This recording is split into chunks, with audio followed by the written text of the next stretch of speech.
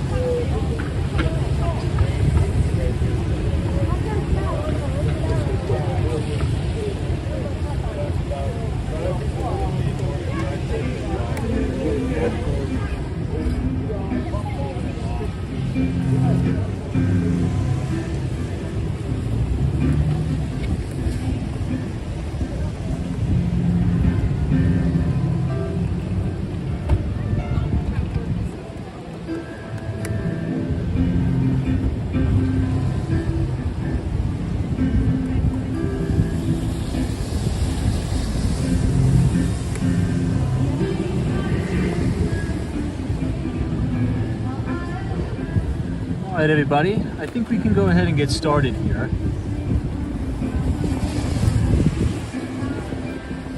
So good evening and welcome back to Walks and Wall Street. Today is Saturday, March 30th, 2024. It's about 9:16 p.m. Eastern Time and we are reporting live from Midtown Manhattan, 7th Avenue and West 56th Street, looking down into Times Square. Wow, busy day today in the city. I mean, this was probably about as busy I've ever seen the city on an Easter weekend since the pandemic. Now, unfortunately, it is raining out, so probably everybody's kind of hobbling back to their hotels, out to dinner and all that stuff, but the city was on fire today. Tourist activity was unbelievable. The highest I've ever seen it pretty much since before the pandemic. Now, we've been forecasting that the summer of 2024 in New York, it's just gonna be unbelievable. I think tourist activity is gonna break new records for New York and Manhattan, and that's really good. It's really, really good stuff. Obviously, last week was a shortened trading week on Wall Street. It was the end of Q1, so we are now officially into Q2 starting next week. We're going to head into earnings season with the major banks. We're going to hear from JP Morgan Chase and Jamie Dimon, all that crew. But great finish to Q1. All the major equity indices are either trading at 52-week highs or in the new all-time record highs. Some quick announcements. This week is going to be a short week for the stream. There'll probably be no live stream Friday, Saturday, Sunday, or Monday. We will be back Tuesday live from Miami, Florida, downtown Miami and Brickell. I'll be doing some traveling this weekend, so just wanted to give you guys a forewarning on that. But without further ado, let's go ahead and get this stream started. For those of you who are new here, Monday through Friday, we have the live stream starting at 8:30. We cover the financial markets. Saturdays are usually our day off, where we just kind of explore a new city, a new neighborhood in New York. And Sundays are our markets a look ahead live stream. Tonight we're going to be headed all the way to the Village, the West Village that is. I think it's going to be very lively and interesting tonight. Yeah, so let's kick this off. As a quick reminder, on Thursday, I did send out the Behind the Street newsletter, which is our free investing newsletter. We send out every other Thursday, so go ahead and check your email if you didn't get that. And if you want to sign up for free to our Substack, just go ahead and scan the QR code on your screen and punch in your email. And every other Thursday, via email, you'll receive all of our equity research. You could also go to our Substack page and read 2 years of archived research for free. So again, go ahead, scan the QR code on your screen or type !news,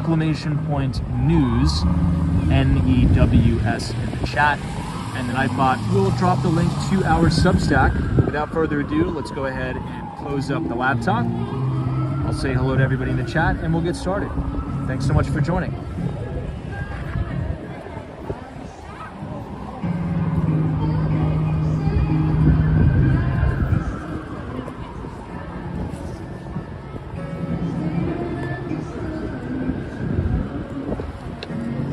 All right, my friends. Happy Easter to all. Hopefully you all are having a great Easter weekend so far. Once again, this is the corner of 7th Avenue and West 56th Street. It's going to be on and off raining pretty much all day, or I should say all night tonight. But let's see who we have in the chat. I see Andre88. Good to see you. What's up, Andre? Hold on, let me adjust my camera. Sunshine After Rain. What's up? Jeff in Southern Tier, New York. What's up, Jeff? See all of our moderators in the chat. Always a pleasure. SoCal Lawrence, happy Easter. Joseph Hardaway. What's up, Joseph? Tim Thompson says, hey, Tom and everybody. Two Wheel Freedom from Florida. Always a pleasure. Happy Easter to you over there from sunny Florida. I'll be there pretty soon. Next week, I'm going to be flying out Sunday afternoon. Yeah, Sunday across the street, right next to the Carnegie Diner and Cafe. It's called PJ Carney's. It's actually really good. So if anybody's visiting New York and you're going to an event by the Carnegie Hall, just cross the street and check out this place, PJ Carney's. Now, if you're not a big alcohol drinker, that's okay. You can still come here because the food's actually pretty good, surprisingly. For bar food, it's very, very good. They have really good burgers here. PJ Carney's, this place was established in 1927. FredX is joining us. What's up? KML says good evening. What's going on? Tim, SME Media.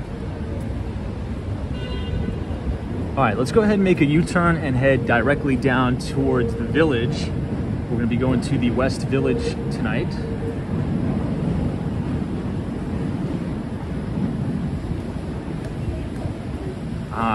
Many of you say we're buffering.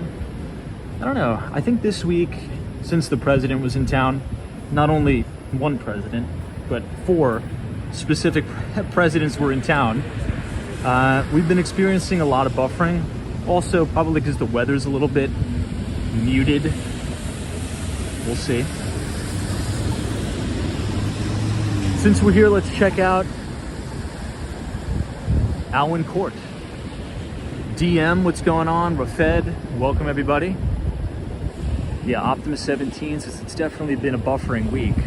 I mean, today was crazy in New York City in general. I mean, I was out in it all day. So many people are in the city, from tourists to demonstrators, everything. There was a massive, massive protest that I was walking past right down 42nd Street, Bryant Park. This was around, I don't know, maybe 3:30, 4 o'clock. So just so many different things going on. You know, that usually tends to happen the first nice day we get, but it's still windy and it just started raining. So Otto, what's up? Says, hey, Tom in chat. Good to see you, Otto. I see Don F. Welcome, welcome. And Jason H. Always a pleasure. Mac914 says, hey Tom and everybody, hello from Tokyo. Oh, very cool. Well, welcome to all of our Japanese viewers. Thanks so much for joining. Now we're gonna make this U-turn here. This is Central Park South. And we're gonna go down Broadway, and we're pretty much not gonna get off Broadway until we reach the West Village. We'll walk around that neighborhood tonight, check things out, and then make on our way back to Penn Station. Ben's, that's probably why I was late for work. Travel in general in the city this week was almost impossible. You had subway delays, you had road closures. You know, if you were driving in the city at all this week, probably not the best idea. You see 1 Central Park West and 15 Central Park West.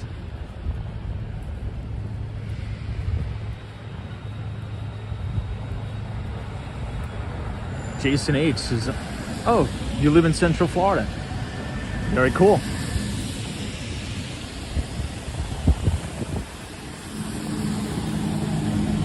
Well, we'll be doing a few live streams from downtown Miami and Brickell. Peter says, is the buffering a consequence of so many people out with their phones? No, not really. It's every time when you have politicians in the city, you always have these issues. We were talking about that week, UN week, when all the politicians are here from all over the world, all the diplomats. You have buffering problems. But in general, right, if you have, let's say, thousands upon thousands of people cratered into one location like Times Square, then yeah, you're going to get buffering problems because the network is going to be very crowded. But there's not as many people out to be super crowded and have that go on right now, at least. All right, everybody, this is Maria. This is a Michelin star restaurant. This place is really, really good. They closed it down temporarily, but now they have just opened it back up. If you have not been to this restaurant, highly recommend it. It's right here on Central Park South. And it has a Michelin star. Maria.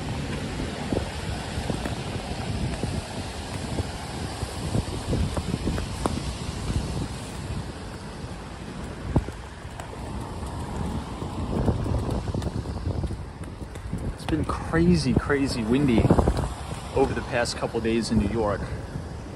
I was out on Long Island today, and my God, the wind is almost too much.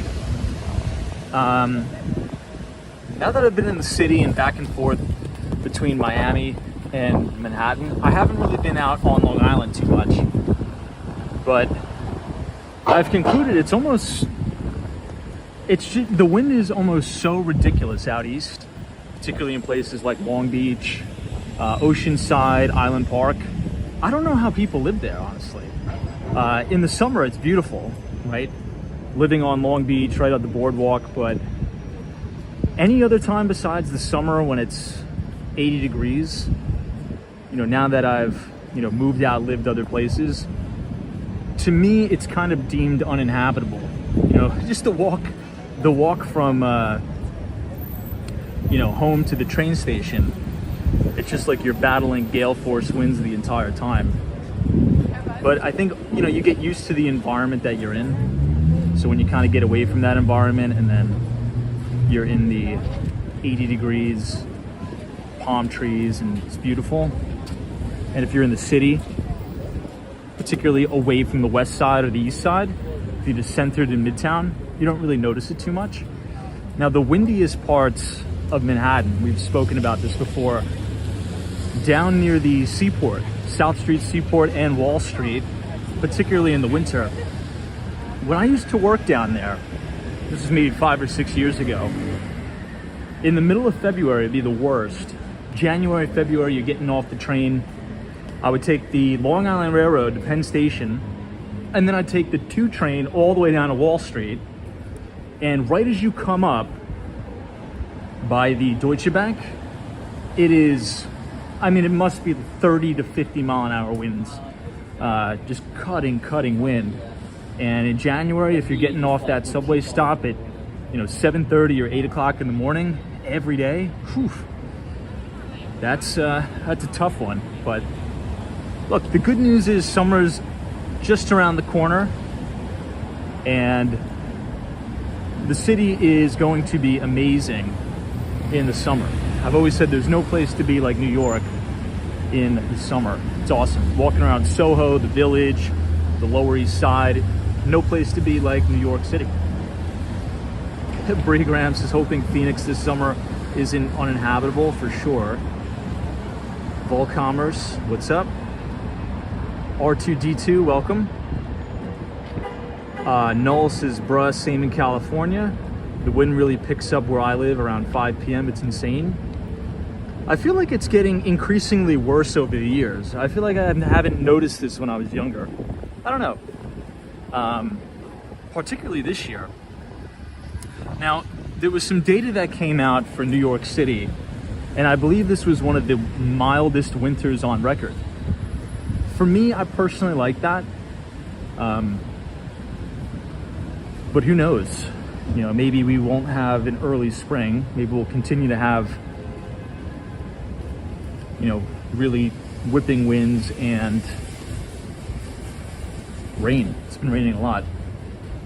Hey, Smee Media, what's going on? It says, hey Tom, I really enjoyed the 5 Franklin Place property tour. Oh, awesome. I'm really happy you enjoyed that. Really happy you enjoyed that one.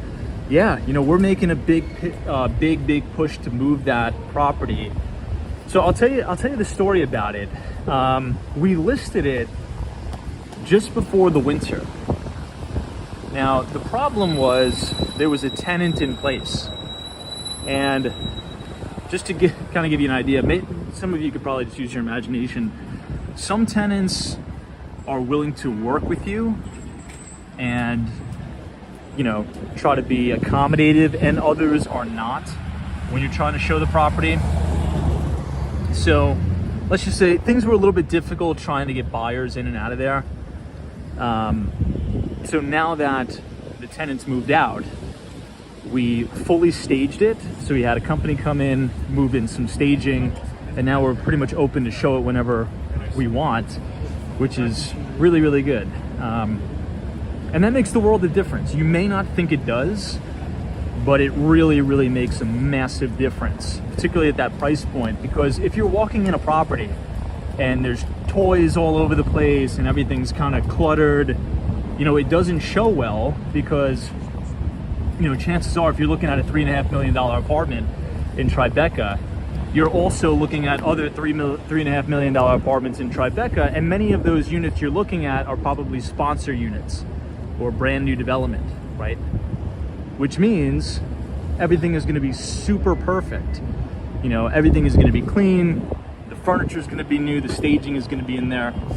So it's difficult for the competition. So now that the tenant's out of there, I think it looks pretty good.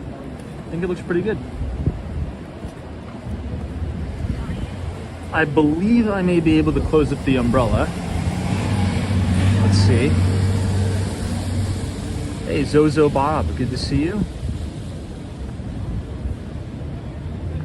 All right, we're getting Volcommerce out of here. Too tired to deal with you tonight. All right, let's close up the umbrella.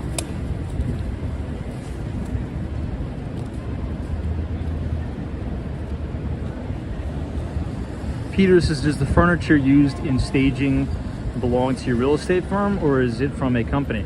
No, so there's professional staging companies that's essentially their business model. Hold on, let me just close up the umbrella.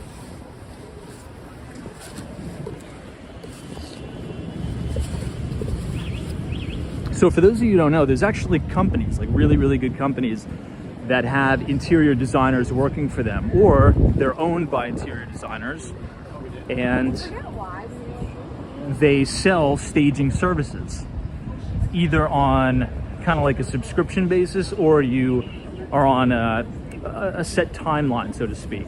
So there's packages. You could buy the staging for 3 months, 9 months, 12 months, and essentially that furniture gets recycled through other properties. But They're essentially design firms. So there's one company that's really good that I would recommend. It's called Staged to Sell.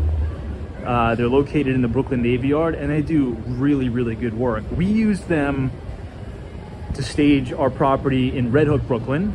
If you want to check that out, 199 Conover Street in Red Hook, Brooklyn. Very, very good. I think they did a phenomenal job. All right, this is West 54th Street and Broadway. Peter says that is very interesting. I never knew there were such things as staging companies. Yeah, and in major cities at the higher end price points, they do really, really well. And there's a lot of data out there that shows if you have your home or apartment staged, it sells in significantly less time. Hold on, I just gotta tie my shoe. Give me 1 second.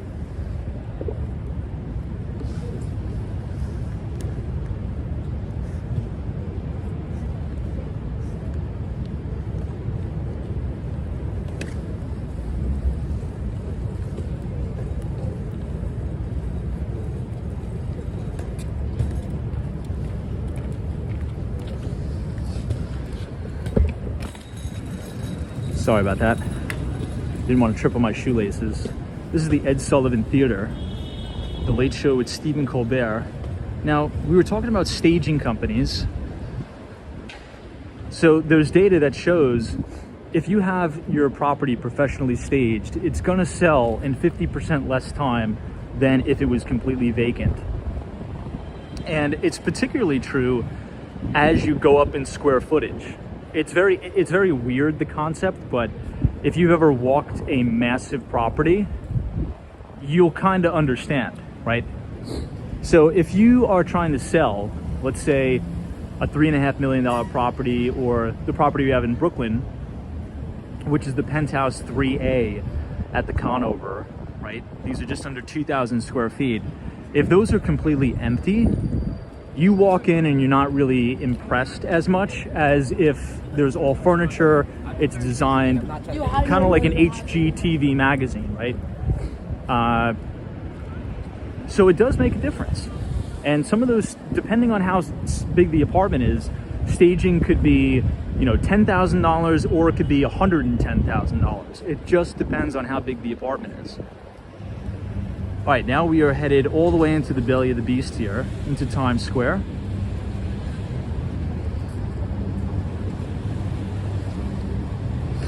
Hey, Optimus 17 is definitely, since the furniture and decorations used in staging is the optimal aesthetic for that home that is selling. Oh, totally. I agree 100%. 100%. Now, if you see, that's a really good point, because if you look at some of the photos we have up on our website, for example, like the Conover project, and then the project we have in Tribeca, totally different furniture, totally different layouts, totally different art pieces, because the design that would work in Tribeca is not going to work in Red Hook, Brooklyn, right? It's a totally different vibe. So it's a really, really good point.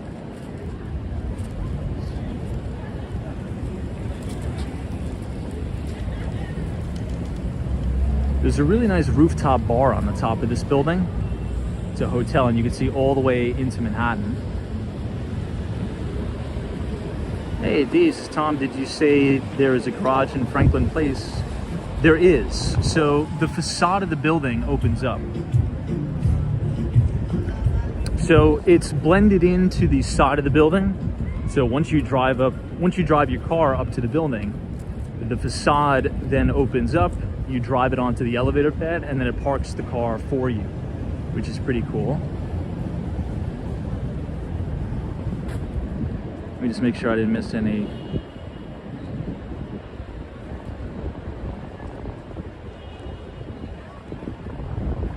Emmett Otters, as you mentioned, a private street on the tour. So what is the parking situation like? Yeah, it's a good point. That's definitely one of the selling points of the building. So right off of Franklin Street is Franklin Place. Now that's a private street to 5 Franklin and the building across. So there's parking available in the building, but you have to purchase the individual spaces. I want to say there's 3 units available for purchase, but they're separate purchases through the sponsor or the developer of 5 Franklin. And there's 3 sedan spaces left at $300,000 each. And then you would just have your traditional operating costs. Wow, look at the line for the Stardust Diner.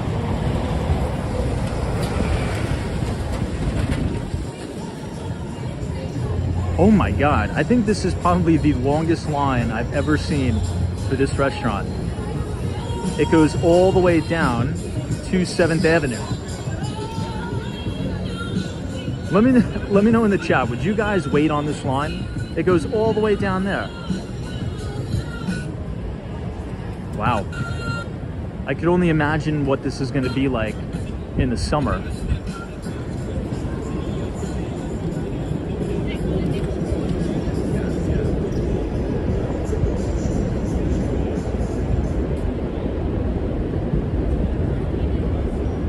I kind of like this view looking northbound. Deborah's is definitely not for that restaurant.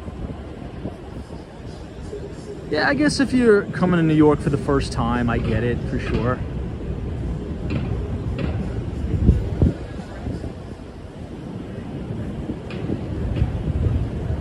Peter says, do the home buyers sometimes want the staged furniture?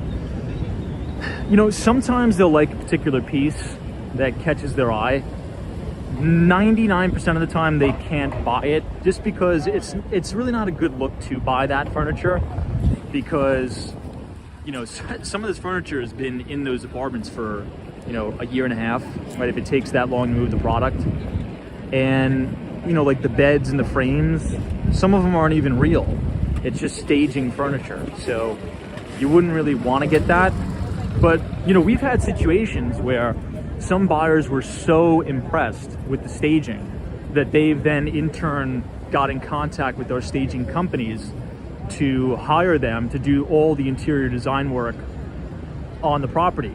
So it's a very, very lucrative business that I had no idea about before I got into the world of luxury real estate in Manhattan. Those are very, very lucrative businesses, and once you get on one project, it can lead to a ton of other opportunities, because as I said, you know, it just takes one buyer to be so captivated by all of the interior design.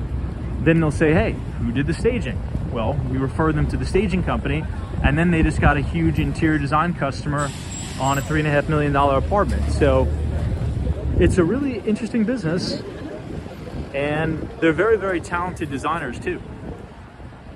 That's definitely not my expertise, interior design at all. So it's impressive. It's really, really impressive. Hey, Tariq. Our good friend Tariq Khan is in the chat. Thanks for joining us.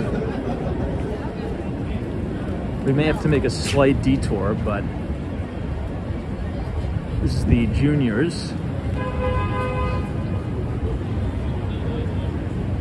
Peter says, how is the staging company paid? Separate from the commission? Yeah, it's separate from the commission, and they essentially draw up a contract. And they say, you know, we'll do a 3-month staging contract for $12,000, and it just depends on the square footage of the apartment. It depends on how many pieces they provide, how many pieces they give. It just depends on a lot of different things like that.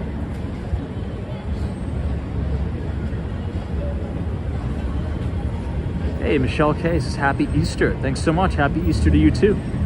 Appreciate it.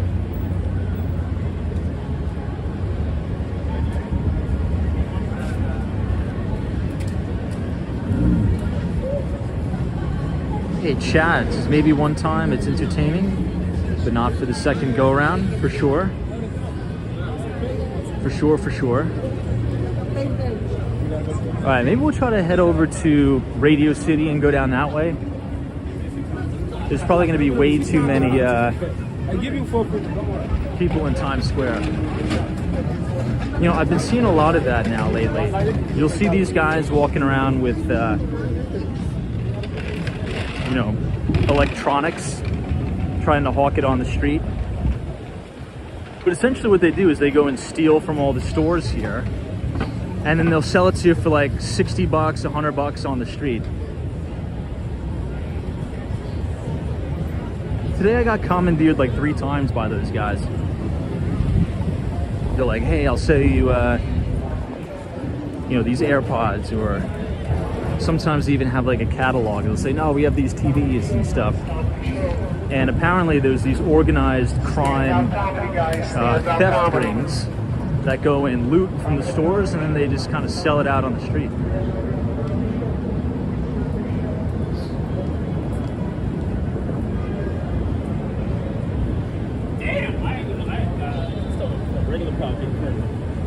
Yeah, Louis just fell off the truck. For sure. Here we are at the Barclays.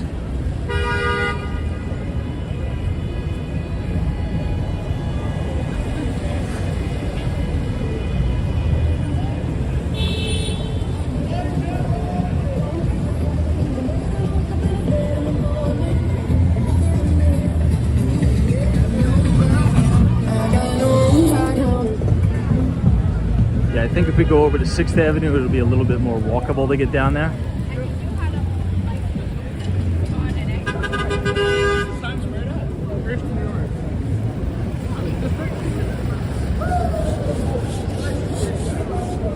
Colin's busy night for New York. Indeed it is. It's been a busy week.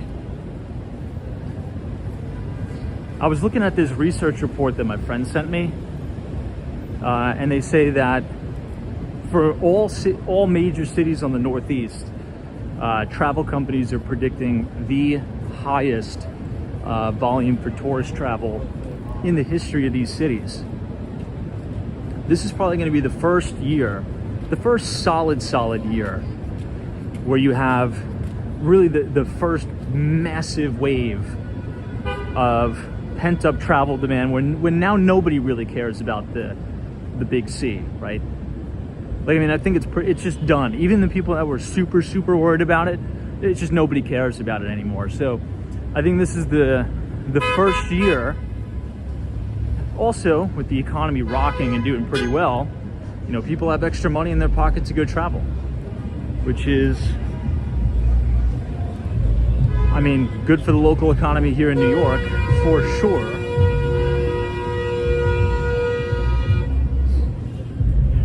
You have a lot of traffic backed up going into Times Square.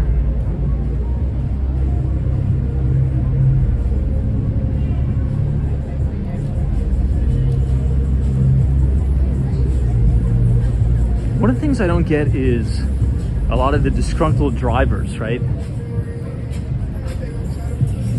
Like, it's 10 o'clock at night on a Saturday in New York City, and you're surprised that there's traffic going into Times Square. You know what I mean? It's like, don't drive through Times Square on a Saturday night. You know, there's going to be traffic. Billy says, I heard that Easter TSA screened more people than Christmas and Thanksgiving. Wow, that's a good data point.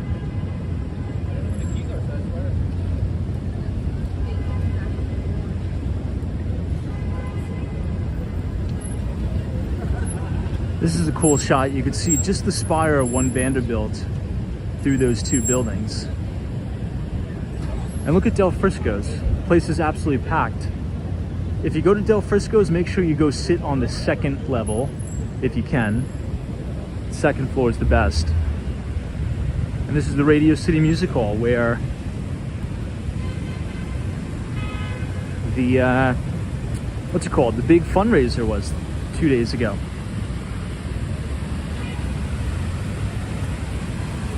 All right, I have to put you guys down again. My shoes just don't want to stay tied tonight.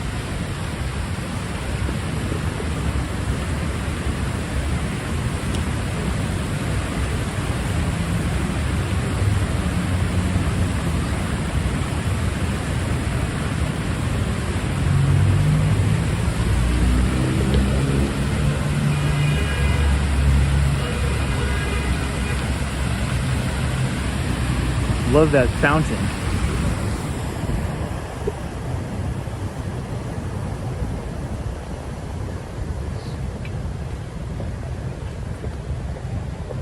Oh guys, check this out. So this is Adele's Famous. This is my favorite halal place.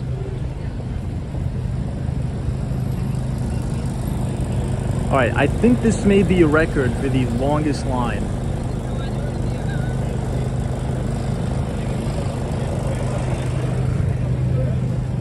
Let's see if it goes to the other side of the News Corp building.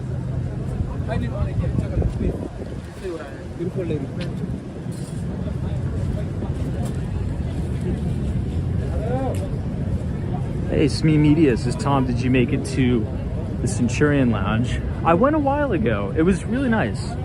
It was really, really nice. I like it. Check out how long the line is, guys.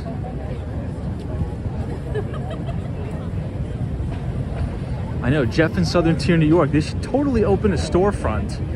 You know, that's what they did with the halal guys. They actually have a physical storefront now on the Upper West Side, and they crush. They do really, really good.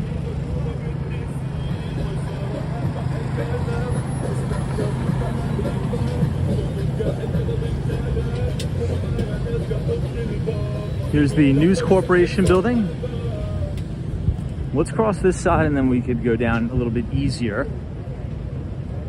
Michelle Henry says it must be good. Oh, it's more than good. If you haven't been before in your life and you're visiting New York City this summer, just try to get here right when they open. But would I say it's worth the 2-hour line? You know, if you have nothing else going on and it's nice, it's not pouring raining, yeah, I would just wait in the line. Maybe just have one person out of the friend group wait in this line here and then order for everybody when you get up there. That's what I would do. Stan says, Tom, this is the largest number of travelers this Easter weekend since the first of the year. Very cool. Nora's World is the halal guys. They have a branch in South Korea too. Really? I did not know that.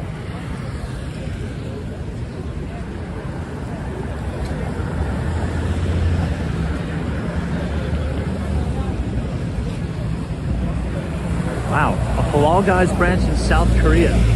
That's amazing. Yeah, FredEx is not in. Well, I nominate FredEx to wait on the 2.5-hour line at Adele's Famous.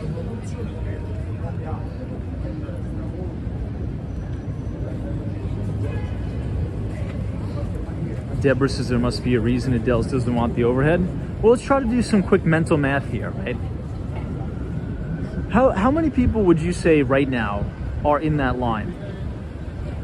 Over or under 50 people? I'm just trying to be conservative. Let's just say 70 people are in that line right now. That actually may be too high of a count. I don't know. But if, let's say that line works its way through every hour and a half, and the average customer spends 15 bucks, you know, they are crushing it. They are absolutely crushing it. Let's just say that. Deborah says, you think way over 50? Really? Now, it's interesting because 50 people, like if you just sit on the street and count 50 individual people, you start to realize that 50 people is a massive amount of people. You know, I think we just throw these numbers out there, but you know, 1, 2, 3, 4, 5, 6, 7, 8. I'll just try to count the people that are walking down past me. 9, 10, 11, 12, 13. Like, this is so many people, and that's only 13 people.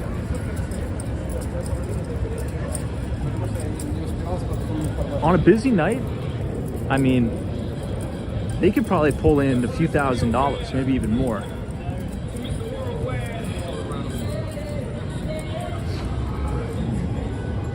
Oh, but guys, so as you know, News Corporation does own Investors Business Daily now. So IBD, who is founded by William J. O'Neill. And I will be writing the leadership and success column at Investors Business Daily. So I'm going to start on that project, really effective immediately. Now, I won't be published in the physical paper every week, but some of my work, if the editors really like it, it'll make it to the physical paper. But you can read the articles every other week on investorsbusinessdaily.com in the Leaders and Success column. So essentially what I'm going to be doing is interviewing some of the top fund managers on Wall Street.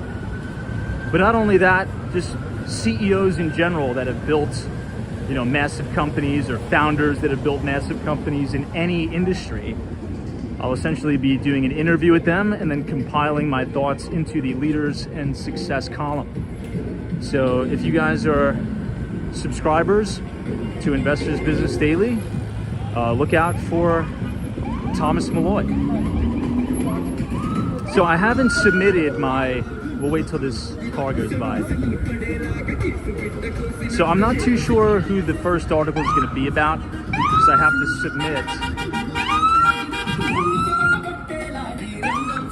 to submit the ideas to the editors. But I have a few in mind, and it's going to be very, well, I think it's going to be awesome. Some of the people I have in mind, I'll be able to have a sit-down conversation interview. That's going to be next level stuff, guys. So I'm really excited about that. And hopefully we'll have the first article out by the end of May. So I know Doug's telling them to turn down the music. That's one of the things, big negatives about New York, is those pedicab guys hammer the music. It's so ridiculously loud. It's insane.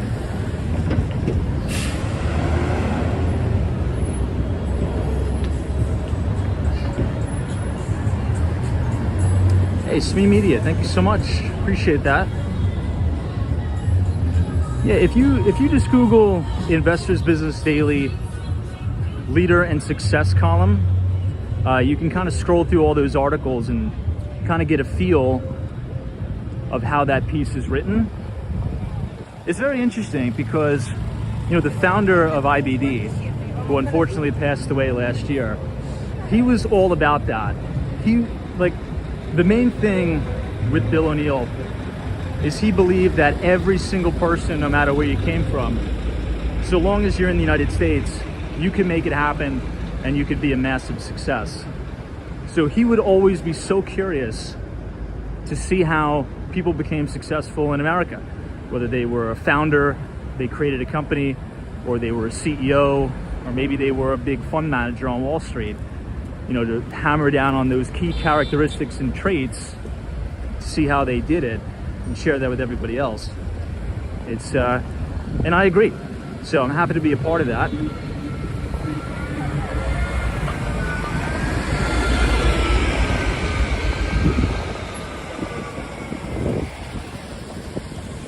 Coming up to 42nd Street. 6th Avenue is always packed. It's insane. Hey, sunshine after rain. Thank you so much. Doc 7, appreciate it. It'll be fun. And, I know a lot of the guys over at IBD. I've known them for a long time. Particularly a lot of the older PMs at O'Neill Securities.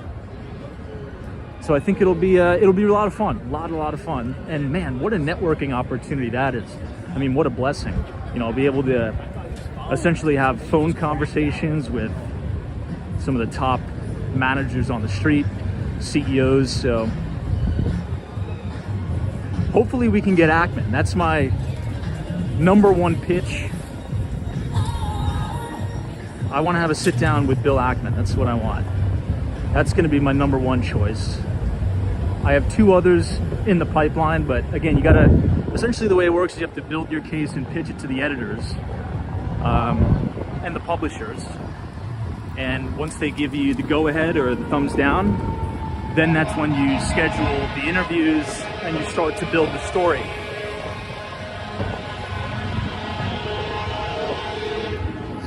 Yikes. Looks like something's going on over here. The FDNY is barreling down. SCP-049 says, how tall are you?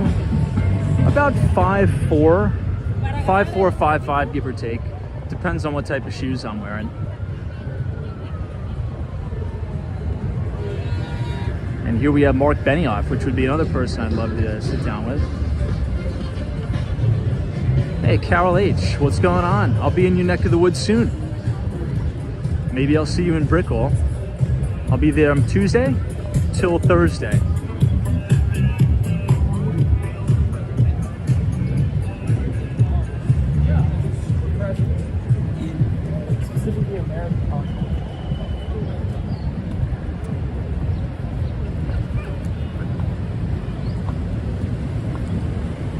I was going to take you guys into Bryant Park. I think they just closed it.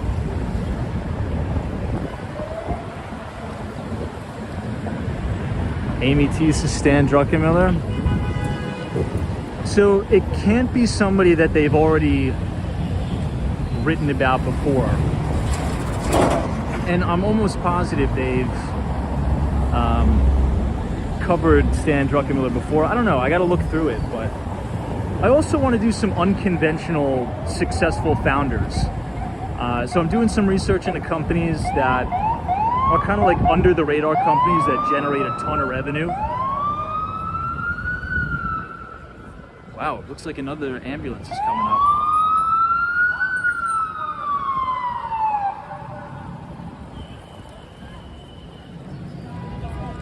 Hope everybody's all right. But Bryant Park Winter Village is now officially gone, and you have the beautiful lawn.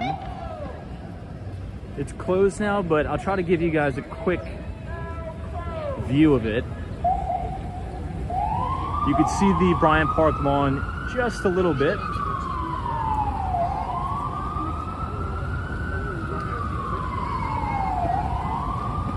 But yeah, I mean, one of the things I'm thinking about, like an unconventional success story that nobody really thinks about. I'm trying to identify these companies that are so overlooked, but they generate a massive amount of revenue and profitability. And I want to interview those CEOs. I think that would be very fun too, because yeah, the big names are great, but what about, you know, the names and the people who walk about us every day that have built these amazing companies that they're so common in our lives, we just overlook it.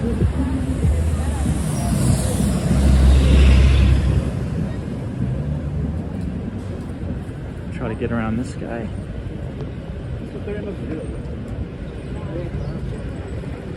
John Sunderland says maybe interview Larry Kudlow. Yeah, they have very, very strict criteria from it, but we'll see. I'm going to. I think it'll be good. I think it'll be very good. I'm excited about it. It'll be fun. And also, by the way, you know, being able to work with some of the editors at IBD, you know, there's some big names there. You know, some reporters that used to work for the New York Times, Wall Street Journal, you know, Financial Times. So I'm going to learn a lot about copywriting, a lot about editing. So it's going to be good.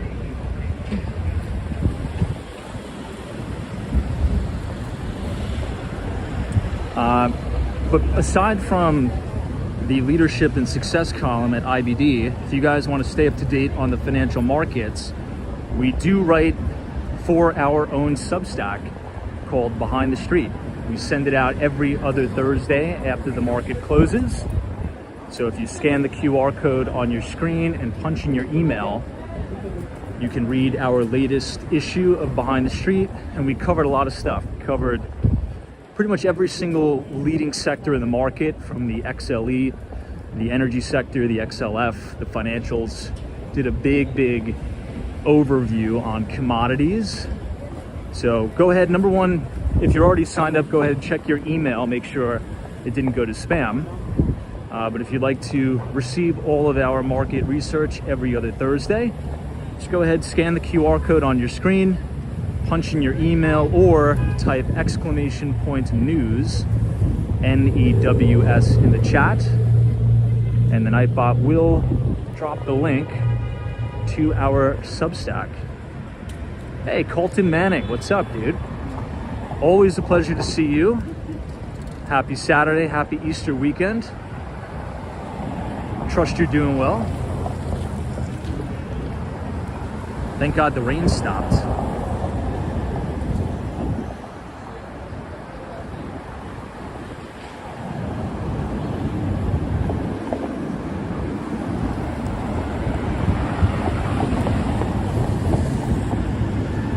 I think there's one of those Earth cameras right on top of this building.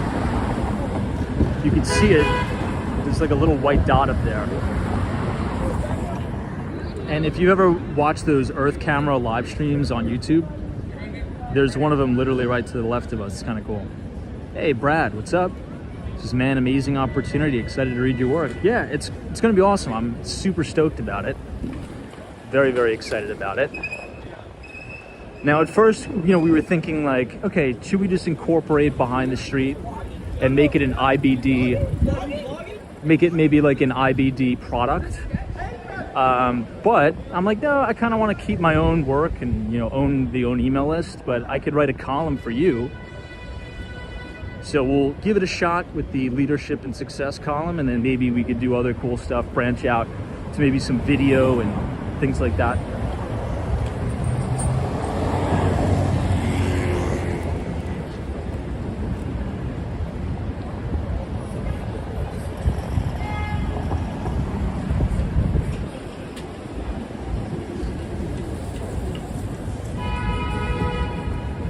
All right, coming up on Herald Square, Macy's.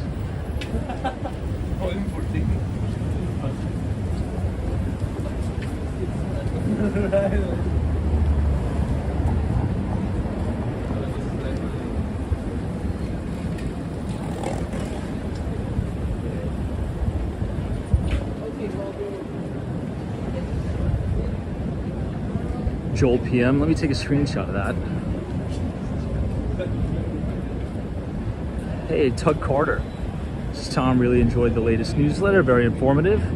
Thank you, Tug Carter. I appreciate you. Hopefully you're having a wonderful Easter weekend. Andy says, how about Sam Bankman-Fried? Yeah, I don't think so. Now, speaking of SBF, I believe his sentencing was last week. 25 years. Oof. Horrible, horrible.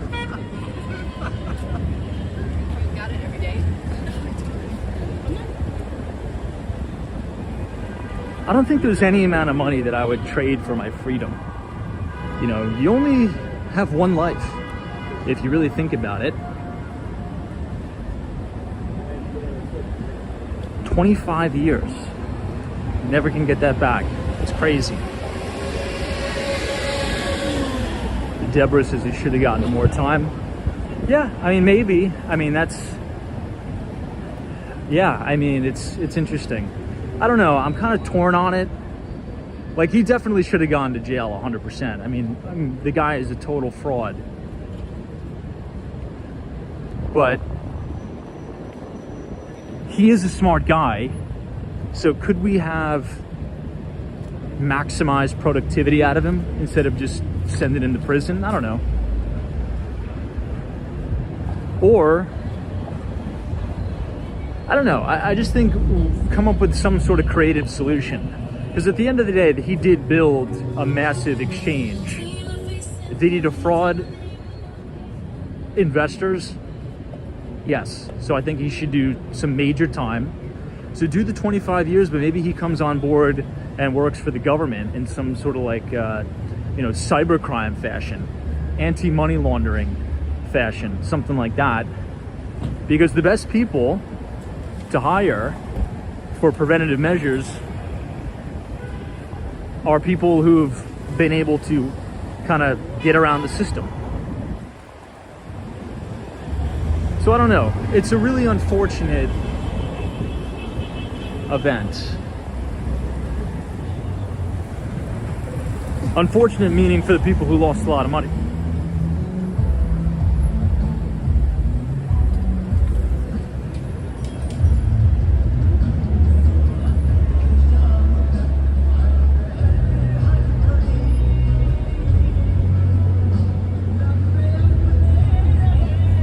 Now, Now, if Sam Bankman-Fried only gets 25 years, what about the founder of Silk Road, Ross? He's in there for life. I think he has like 3 life sentences. They should release that guy immediately. That's horrible that Ross is still in prison. I mean, that is just absolutely ridiculous. I think he turned 40 years old today in prison.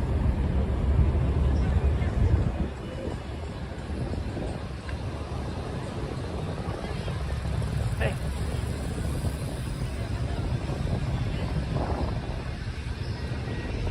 Hey, Miss Brown Eyes. Happy Resurrection Day, Tom and chat. Thank you so much. Happy Easter to you too.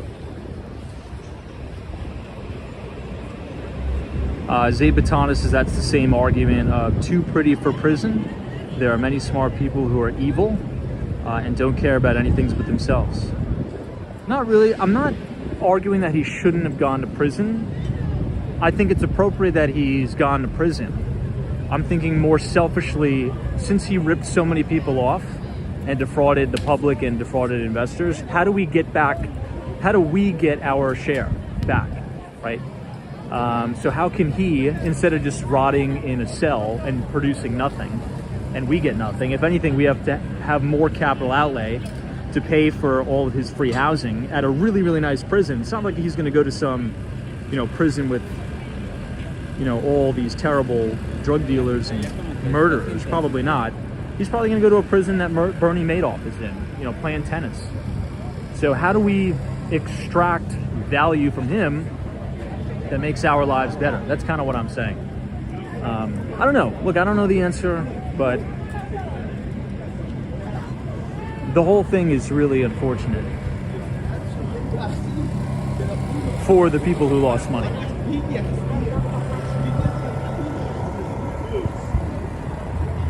This is pretty cool. I think this was the Macy's Flower Show?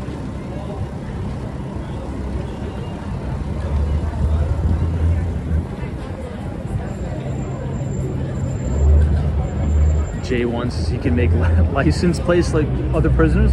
Is that what they do? I don't know. Look at this. This is cool. Wow.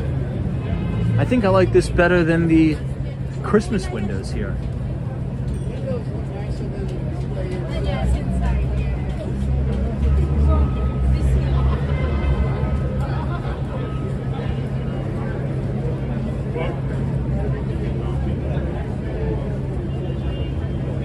Zay Batanis, as I understand, Tom, but sometimes the price we pay is better than sending society a message that everything goes.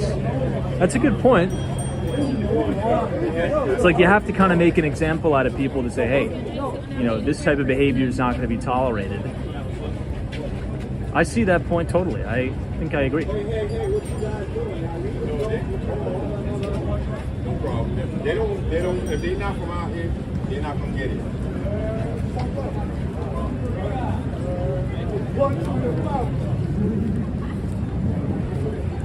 They made this really nice. What do you guys think?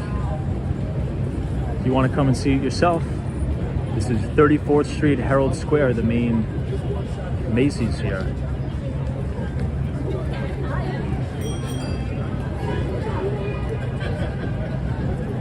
Hey Jim, what's going on? Good to see you. But yeah, I mean, with the Sam Bankman-Fried thing, I've been, browsing over the comments in the chat. I agree, and people like that are dangerous, right? Those are classic kind of sociopathic tendencies, right? The destruction of other people, just in the root of acquisition of more wealth and money, right? That's pretty like a blaring sociopathic tendency. Like, you don't care about others' perception of you. You don't care if other people get damaged or hurt, just as long as you get what you want. I think that's very dangerous to have people like that in society, right?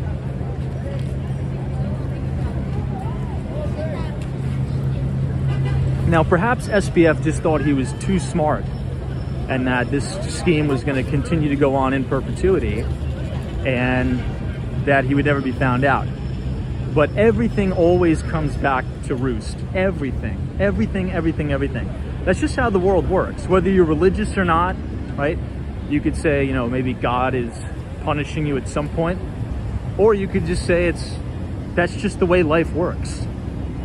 You know, it's gonna come back around to get you. I really do believe that.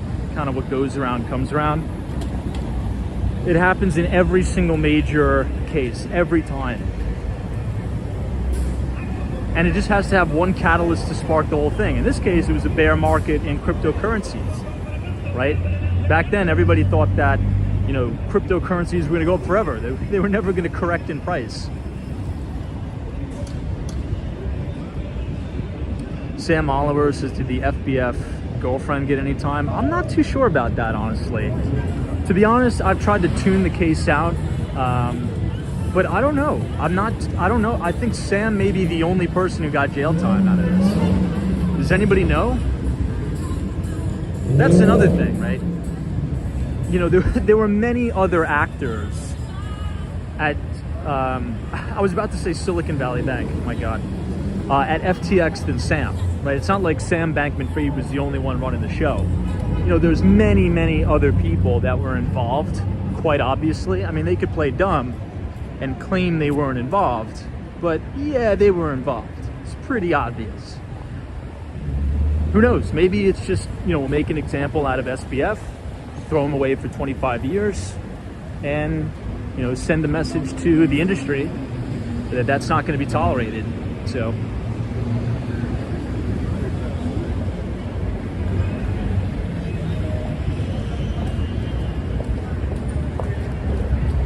the question though, right, kind of moving on from that subject while kind of staying in parallel with it, here's my prediction.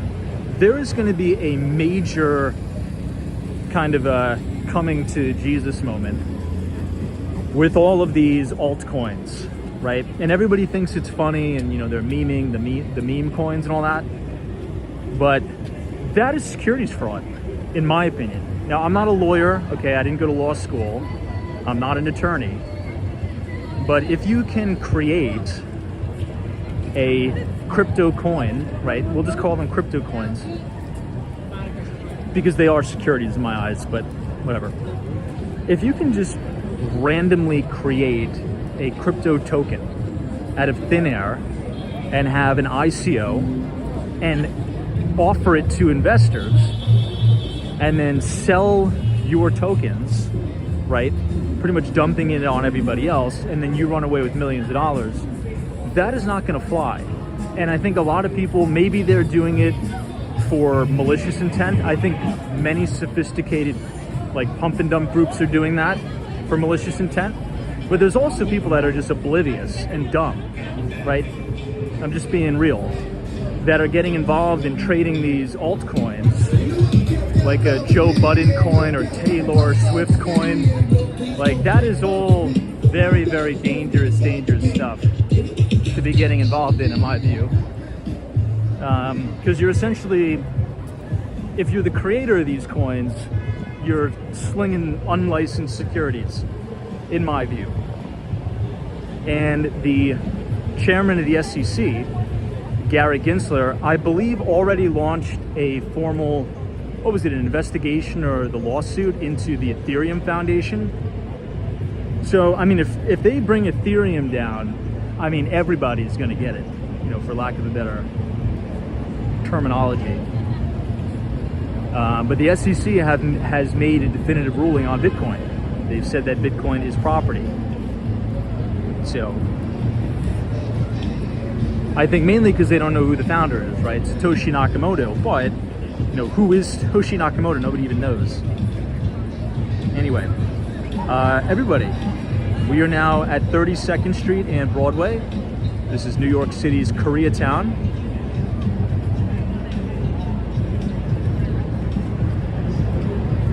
Now again, I am very pro cryptocurrencies. I don't want this to sound like I am not a pro crypto person, but it's honestly the SEC's fault that they're not setting strict parameters to this stuff.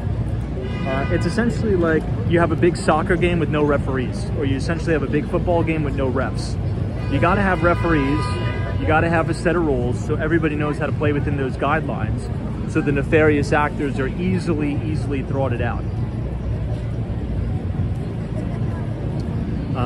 But if you guys are enjoying this conversation tonight, feel free to leave a like on the video and click the subscribe button if you're new.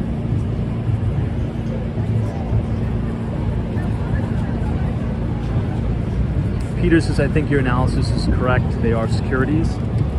I think so.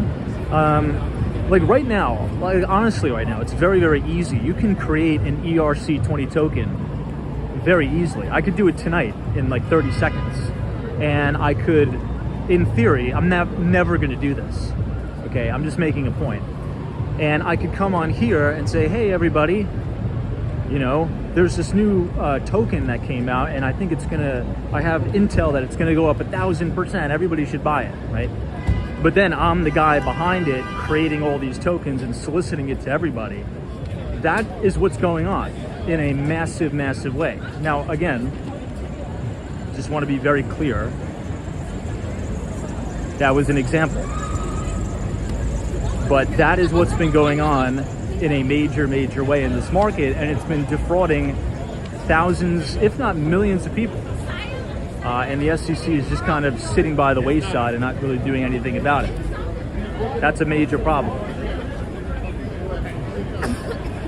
Wow, tons of people out tonight in New York City's Koreatown.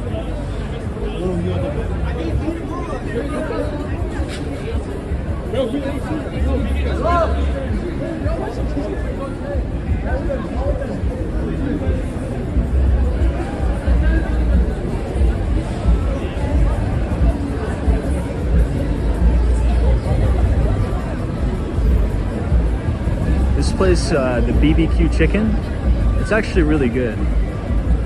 And it's affordable too, which is almost impossible in New York, but it is. I'll give you a better look at the place. Now, you should only have it sometimes because it's fried chicken, but you can get a basket of chicken for like 12 bucks. It's really good. Right here, BBQ chicken. My favorite Korean chicken place, though, is right over to the left. It's called Pelicana Chicken.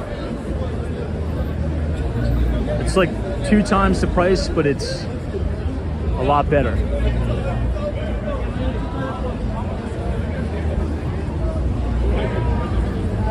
I know, someone says the funniest thing right now is the Costco hot dog token. Yeah, that's another really good example, right?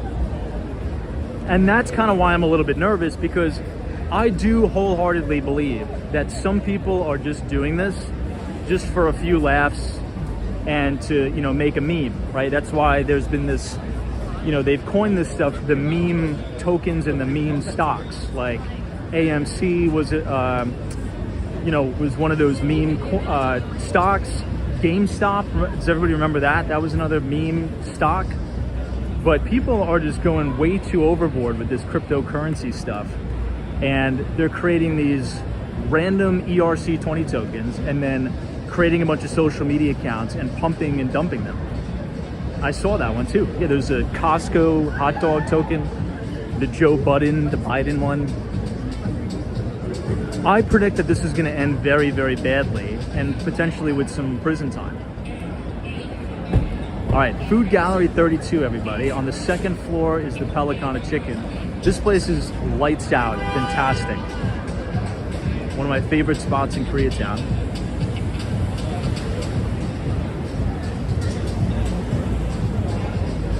This restaurant, Worship, I'm probably pronouncing it wrong. This is also very good for prepared meals. So if you like Korean kimchi, any type of traditional Korean prepared food you can get right here. And it's very affordable. Each dish is like 12 bucks, 14 bucks.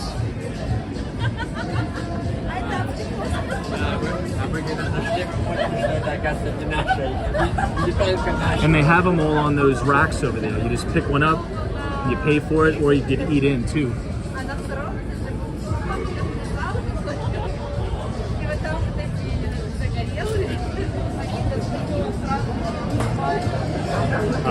There's a Molotov place that we pointed out on our last live stream. It's called Sorimara. It's on the second floor. It just opened about maybe 4 months ago. This place is really good too. Stance is Gongcha equals very good. It is very good. It's like a boba bubble tea place.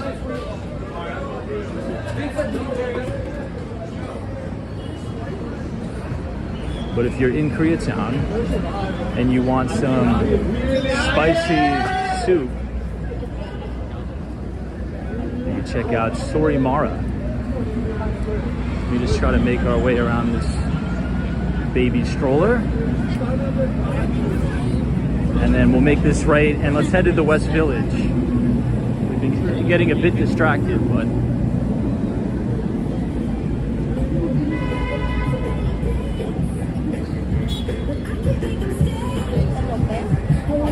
Sharon, what's your favorite boba place in K-Town? It's this place called Mochi Mochi, M-O-C-H something.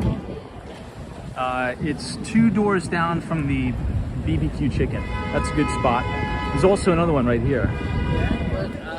There's so many. There's probably like 8 on this one block, 32nd Street. Yeah, Blues Writer says go to the karaoke spot. Koreans love karaoke.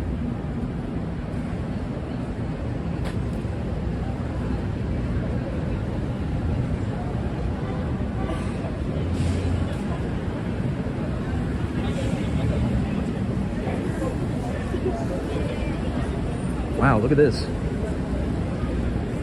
This place is packed. Sunday's best. Looks like an ice cream shop. Maybe gelato?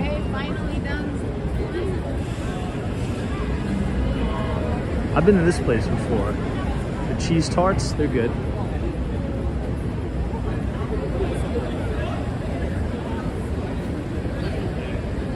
Alright, we're actually going the wrong way.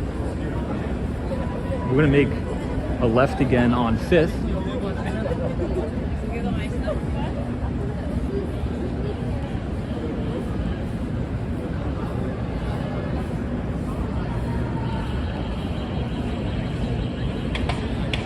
The Korean stock market, the stock index, is the Kospi, Korean Kospi.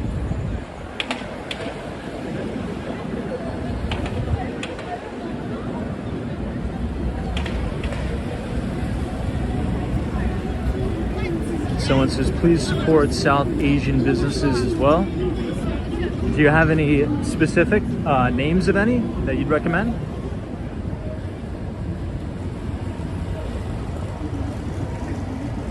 I'm always down to try new stuff in the city. There's this sushi place on the right. I'm gonna be honest, it's not the best sushi, honestly. It's more of an experience because the sushi like flings out on a conveyor belt. It's kind of like, I mean, I've never been to Japan, but I think that's how they do it in Japan. If you sit down, you order on a little iPad, and the sushi chef essentially just makes it, puts it on a conveyor belt, and then it gets sent to you. Look at, get a load of this guy here. And then it gets sent to you on a conveyor belt, which is cool. I've been there a couple times. It's coming up right on the right on 30th Street. I think it's called Katen Sushi.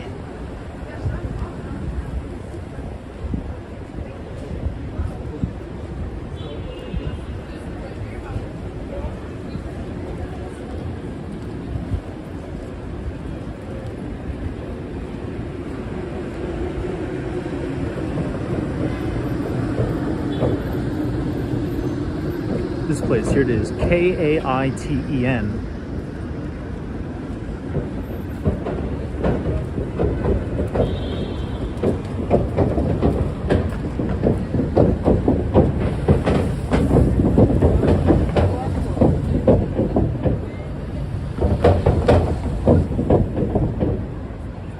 Arva says I don't dine in Manhattan, but in Queens 74th Street, 7 line is a nice spot.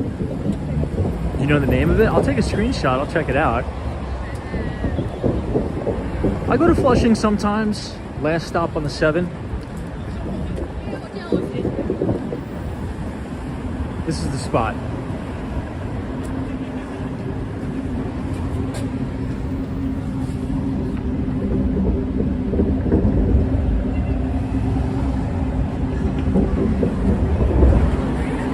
It's a little expensive,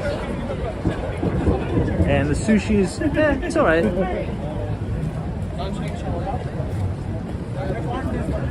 Crons. I've been to Chinatown. They have good restaurants.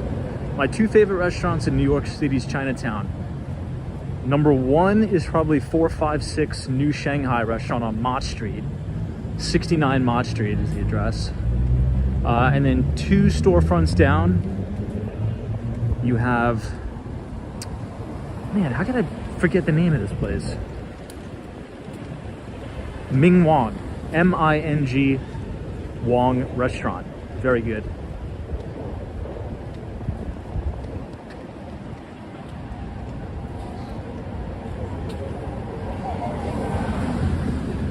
Tariq's, Tom, you should go buy Smalls off of 10th. What is that? What kind of cuisine is that?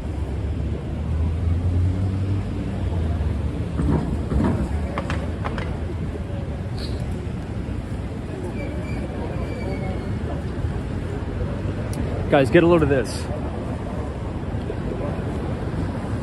This is this new super tall that's gonna block the Empire State Building. 262 5th Avenue. You could look at some of the renderings online. Hey, Dan Sang. This is all I know is Tom loves boba tea and Molotov. 100%. Oh, Dan, I was gonna text you the other day, dude. Guess where I went? Was it 2 days ago? Yeah, it was 2 days ago. I went to that Molotov place again. The one right across the street from 456. The place that you call the most expensive bowl of Molotov you'll ever get. I went there again. It wasn't actually so bad. It was 20 bucks, which I know is expensive. You know, if you go to Flushing, you can get a bowl of soup for, you know, $12.50. But I actually kind of like that place. I'm blanking on the name, but it's that spot you suggested last time.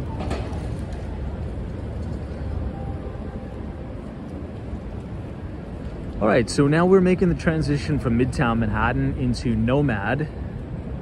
And then finally, we are gonna be in the Flatiron District.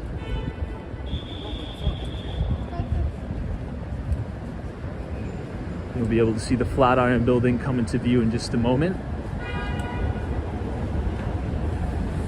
And off to our right is the brand new Ritz-Carlton Nomad.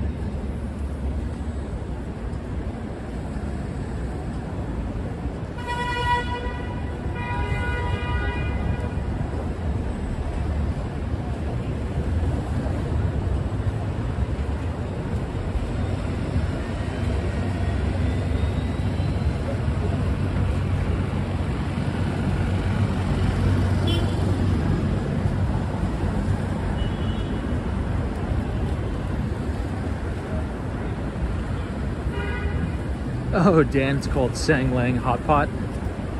Hilarious. All right, let's cross here since we have the light. Try not to get hit by that car.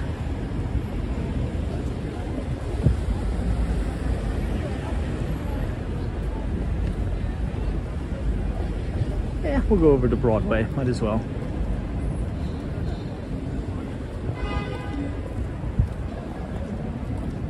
Ah, you're talking about Jackson Diner, Jackson Heights for Indian cuisine. I'm down for some Indian cuisine. I'll take a screenshot of that. I very, very rarely eat Indian food, but when I do, there's this good spot on the Upper West Side. I'm probably gonna butcher the pronunciation of this hotel name, but there's a really nice hotel on the Upper West, 79th Street. And Amsterdam, I think it's the Lucerne Hotel. I don't know if that's how you pronounce it, but it's right across the street of the Lucerne. Really good Indian food there.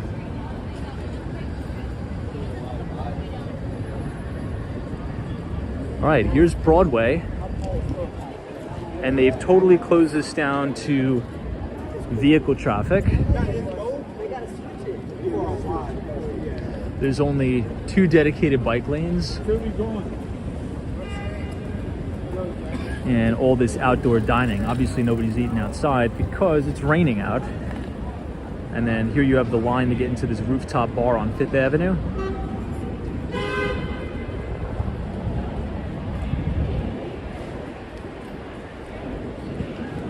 If it wasn't raining out, this place would be absolutely packed. Look at the line, everybody, to get into 230 5th Avenue. That's a little crazy, right?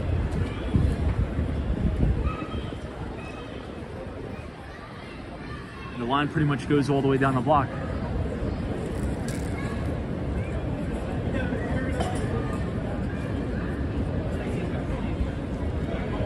Arab D says, yeah, Indians have the smallest population in New York City, so please support.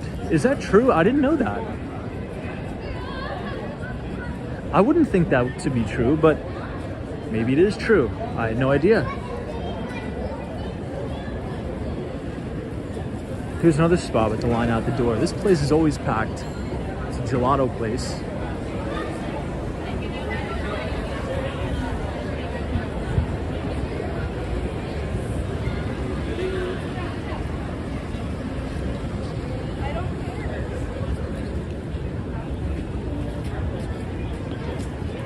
I mean, out of all the amazing food in New York City, I mean, we're so blessed to have the best food on the entire planet. I truly believe that. I think out of any city in the entire world, New York City probably has the best food. Maybe I'm being a little bit biased, but I mean, guys, you could be 15 minutes in either direction and you could have different cuisine from all over the world. But no matter what, my favorite thing to do of all time, and unfortunately it's the most expensive thing to do, but just sit down at a steakhouse. For whatever reason, that's just like the best experience ever. You know, sit down at a nice steakhouse with all that wood paneling all over the place. It just kind of sucks because that's the most expensive option. You know, it's like $75 for a steak. If you go to a steakhouse, one person, the bill's probably going to be $130, $150 with the tip. So it's expensive.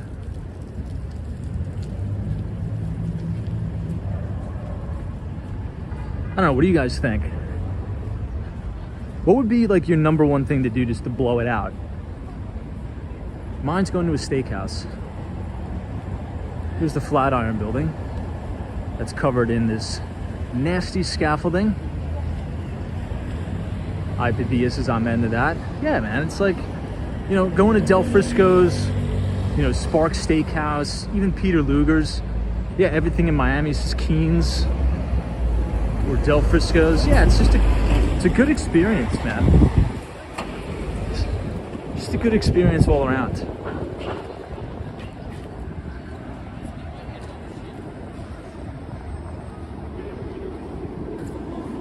Coming up on Italy.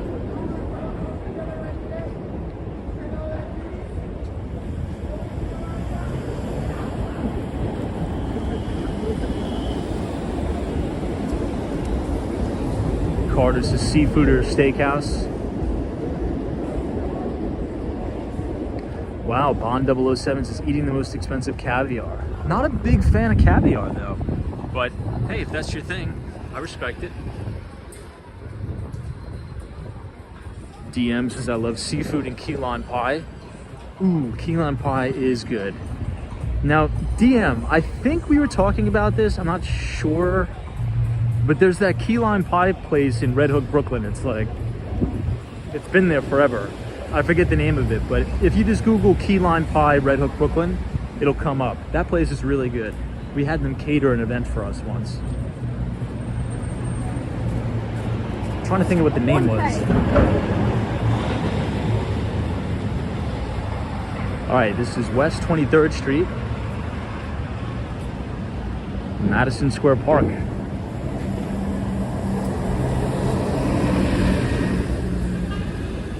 Evan Weeks' Ocean Prime was really good last time I was in New York City. You were telling us about that. I'll have to check it out. Ocean Prime. Where was Ocean Prime? Is that in Midtown somewhere?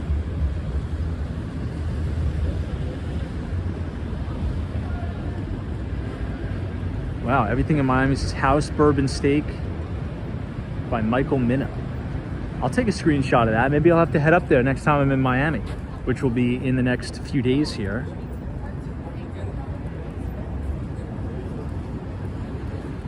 Aristotle says, Tom, check out Bobby Van's Steakhouse near Grand Central Station. I will check that out. That's on the list.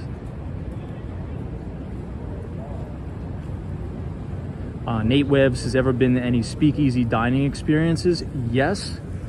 SoCal Lawrence reminded me the name of the place. This is one of my favorite places to go of all time in the city, by the way. And I've only been there twice. It's in Midtown East. The place is called Tomi Jazz. T-O-M-I, I believe. Or T-O-M-M-I Jazz. It's this speakeasy place, but it's Japanese. They have cocktails, but then they have like small bites, and it's Japanese like fusion food. The place is money, dude. That place is really, really good. Google it, and you can see some, photos of the inside. The downside is you're going to be waiting forever to get in there, particularly on a weekend. People are lined up down the block for that place. But it's open late. I mean, that's the good news. But you're definitely going to be waiting a long time to get in there. It's called Tomi Jazz.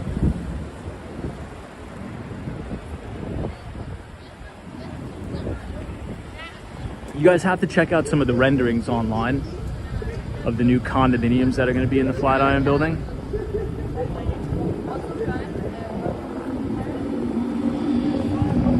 Hey, Trade Brigade, what's going on? This is just blew it out on some sushi tonight. Just getting back. Love that. For me, I feel as if I can eat sushi in unlimited quantities and I almost never get full. I think that's the downside of eating sushi. You could run up a crazy bill and then you never feel full. Is that just me? Melissa 2087 says, Tom, check out Otto's Shrunken Head, 14th Street and Avenue B. I will check that out. Let me take a screenshot. DM says, Tom, it's Steve's Authentic. Yeah, it's 185 Van Dyke. You are correct. Oh no, Van Brunt Street, I think. It's either Van Dyke Street or Van Brunt, I forget. But you're correct, that's the place.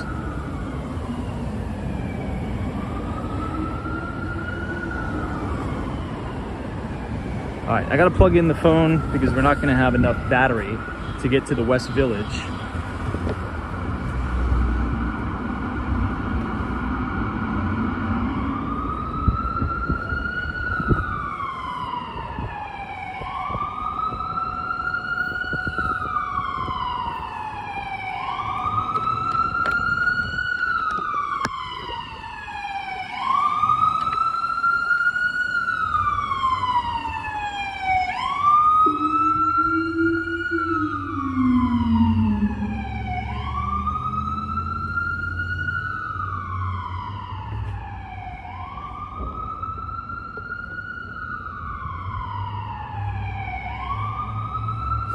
All right, we're good.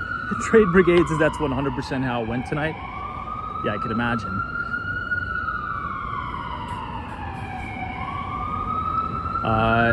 Colton Manning says, anybody has been to Mastro's Steakhouse?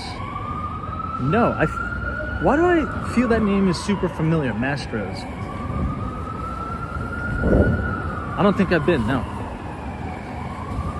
I remember when I was on a corporate event, like corporate outing. This is my previous company.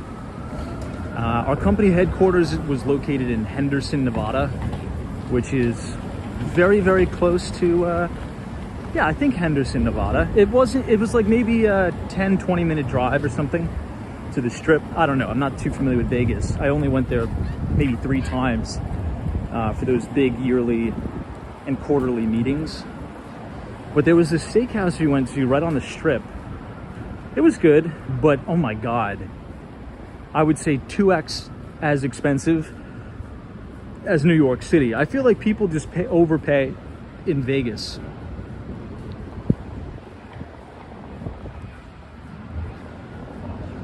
Robert says, I've been to the Mastro's on 6th Avenue. Food was good. And they had a live band. Wow, almost like a dinner and a show feeling.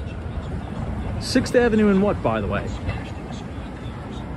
Colton Manning says it's right off of 6th Avenue, a few blocks from Radio City. Huh. I feel like I would know about it then.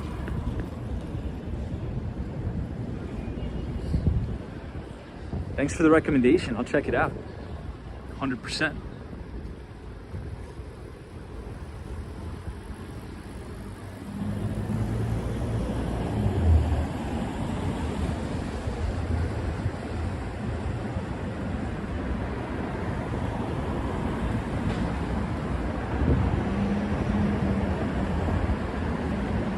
All right, it's 10:44. And we are almost at 14th Street. Maybe we'll make a right and then we'll make a left.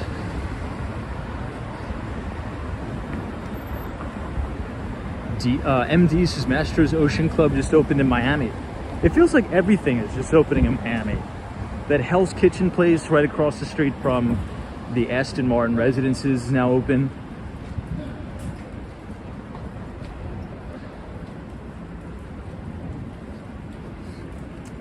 Joe's Pizza, for all those New York City Joe's fans, it's now open for operation in Wynwood, Miami.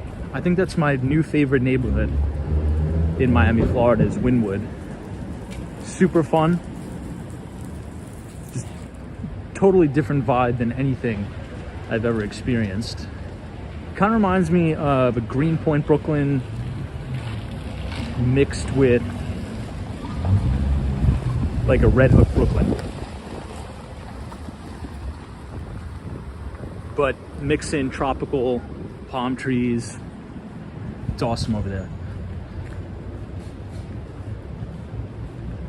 Tons of new construction too, Wynwood, Miami.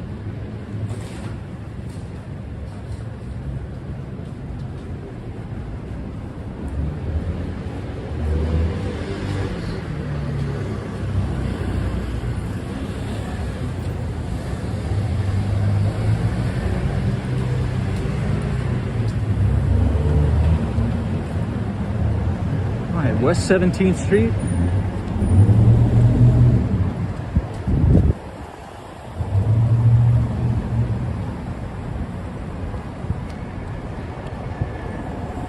In between 23rd Street and I'd say 8th is a stretch of New York City that is very, very quiet. I'd say after 6, 7 p.m. It's always super quiet here.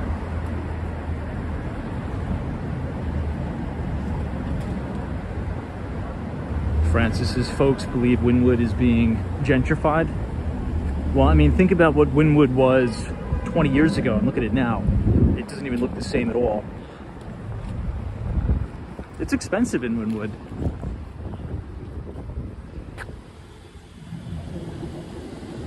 Diesel in Wynwood is our new project. Everything in Miami. What's that other building there in, I'm blanking on the name of it. Hold on. Is that in, no, it's not Mid Beach. I don't know, it's too late for me. I'm blanking on the name. It's a sick, amazing development. It's right. It's the neighborhood right as you're coming from downtown Miami. Oh, Edgewater. It's in Edgewater. I forget the name of it though.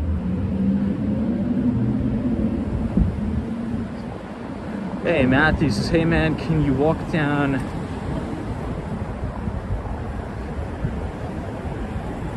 Sure. I don't know where that is, to be honest. But if you kind of provide guidance to where that is, for sure. I'm assuming that's in the Village. Has to be. Has to be in the Village. Francis says, I reside in Palm Beach County. Love that. So a reporter reached out to our team, or really my boss, Kirsten, trying to collect some intel on Palm Beach and West Palm Beach. Now, the article is essentially about how it's been so built up over just the last 3 years that it's created a lot of problems for locals. Traffic has gone up a significant amount. Have you experienced that? Is traffic just absolutely out of control in Palm Beach and West Palm? Also, I mean, the prices of real estate went up astronomically. It's pushed a lot of locals out. It's essentially like a billionaire's playground now.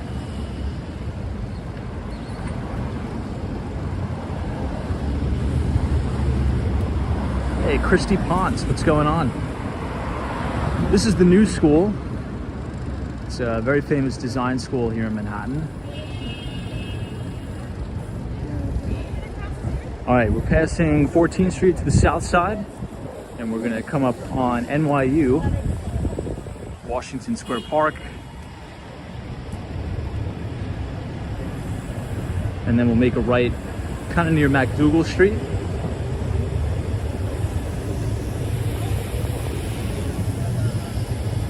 Francis says traffic in Miami is worse. I don't notice it too much, but it definitely is horrible. But for me, it's not as bad. Matthew Vincent Taylor says, did you read the last one? Just skipping it? Are you scared? Yeah, I'm just skipping it. I don't really notice the traffic in Miami that much because I have a Vespa. And if you have a Vespa or a scooter, the traffic really doesn't affect you that much because you're not going on the highways, right?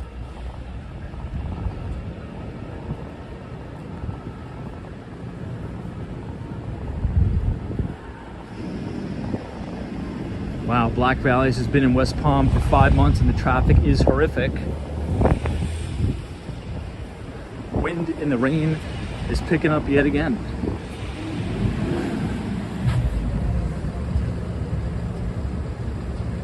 All right, let's hide this guy.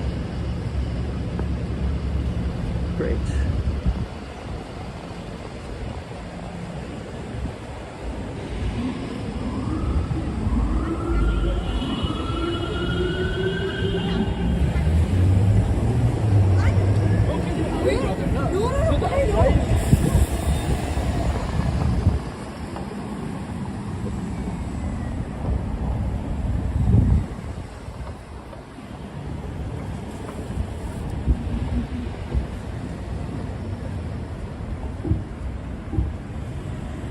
This is the First Presbyterian Church in the city of New York.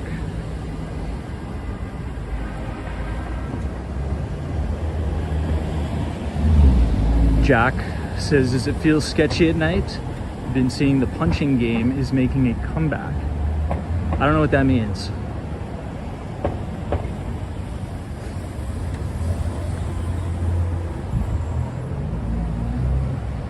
Yeah, Tariq Khan's a skateboard.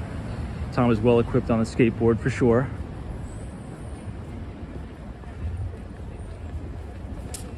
I'm not sure. I might want to get a car. My phone is doing this.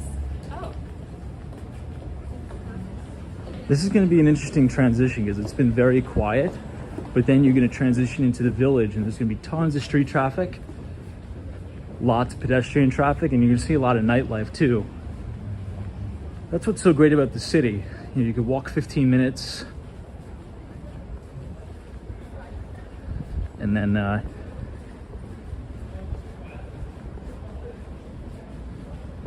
you're in really quiet neighborhood.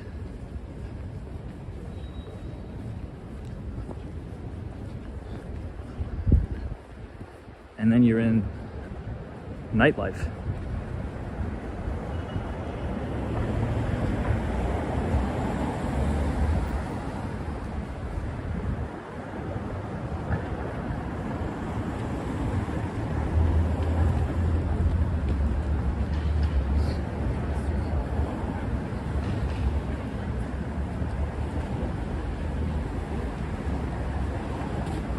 This is Forbes Media. Hey, Brian's here. What's going on, Brian? Wow, look at how gorgeous this architecture is here.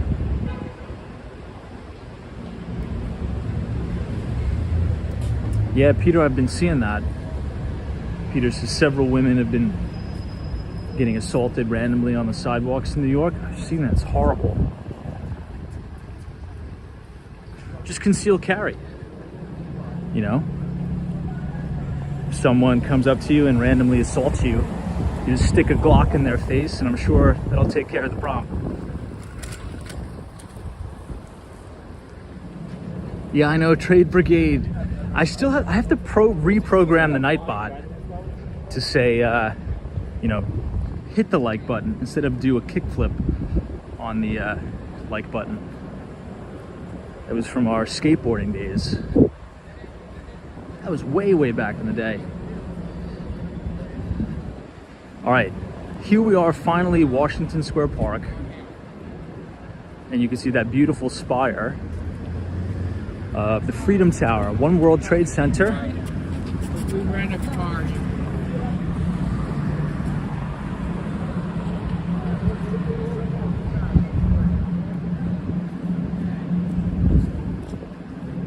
So we're gonna do a little bit of a detour through the park.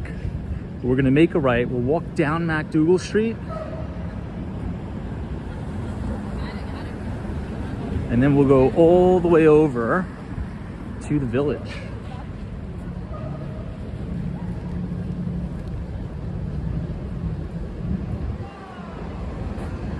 I love these buildings down here. Jim says amen on the Glock, for sure. Look, you know, exercise your constitutional rights and be a good upstanding citizen and you'll be fine.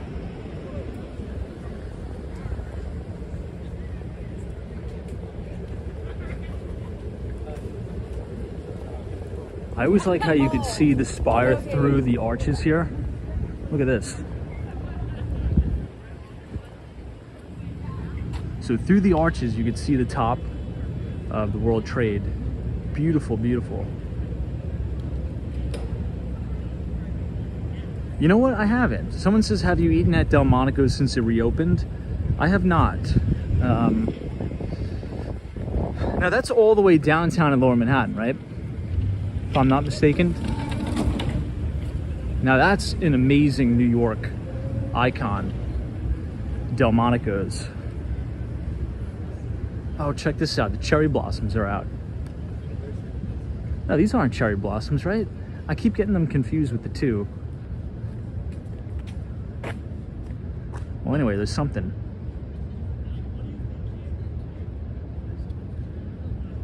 These are beautiful.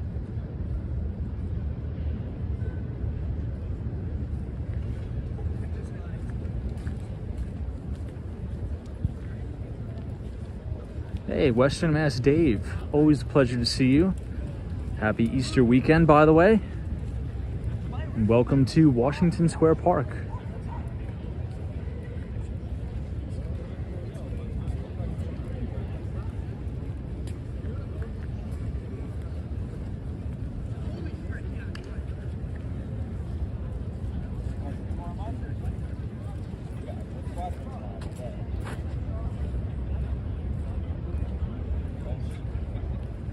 You're now looking at the campus of NYU.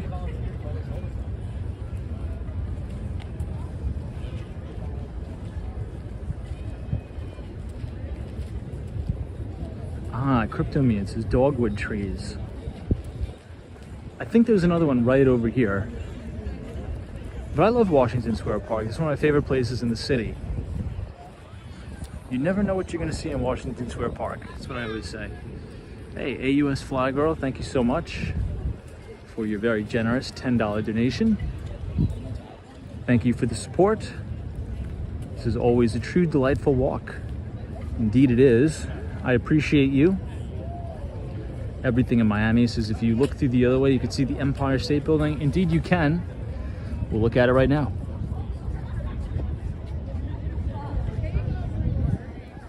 It's cool, right?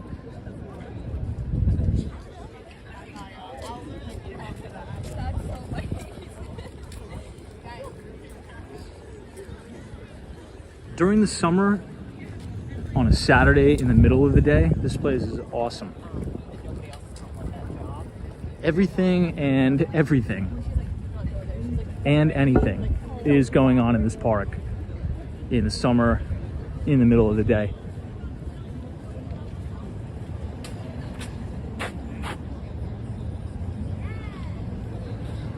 I think these are the dogwood or cherry blossoms too, something like that. Just haven't bloomed yet.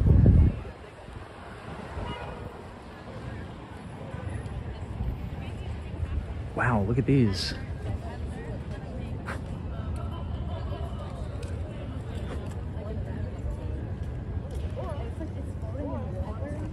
And then it was crazy.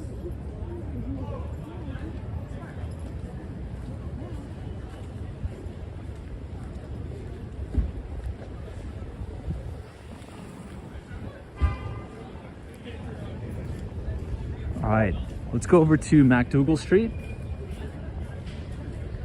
Trade Brigade's as much of a chess guy. I like chess. I used to play a lot of chess when I was a kid. I was in the chess club in, I think, middle school, high school. I think middle school.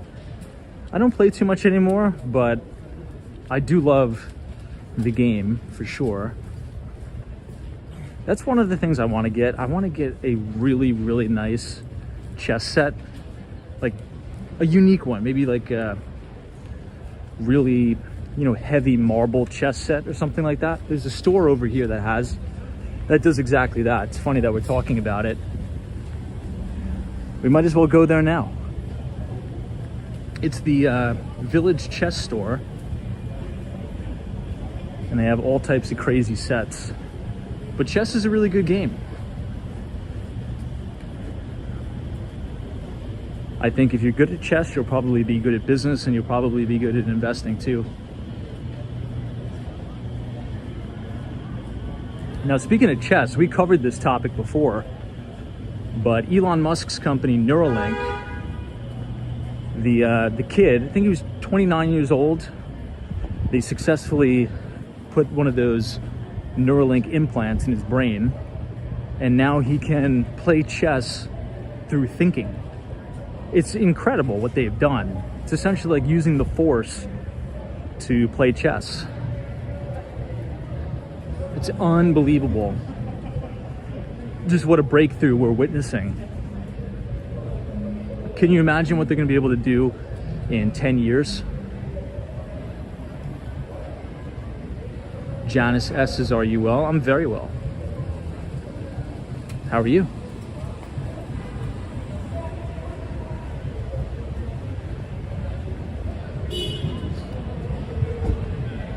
Hey, Brian, thank you so much for your $2 donation. This is for the financial insights in the newsletter. Oh, thank you so much. I appreciate your support.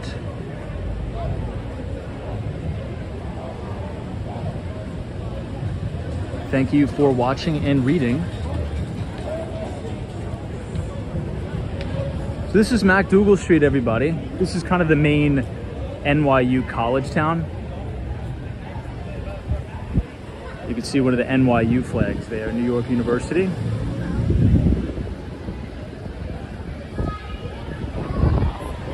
I always talk about Professor DeMonaran at the Stern School of Business. He teaches the security analysis and corporate finance class, which you could actually take for free, by the way, online. He offers all of his curriculum for free. All the video lessons are posted on YouTube, and you can even take the final exam too. So if you're interested in taking a free NYU Stern School of Business course, check out Security Analysis and Corporate Finance by DeMonaran. All right, I gotta put the phone down for 2 seconds. Give me a minute.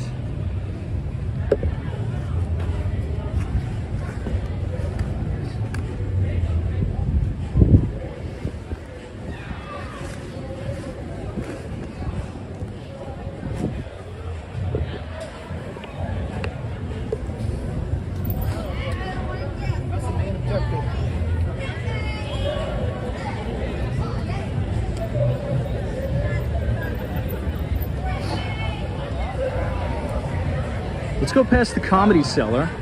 I told you guys last time I walked directly past Andrew Schultz.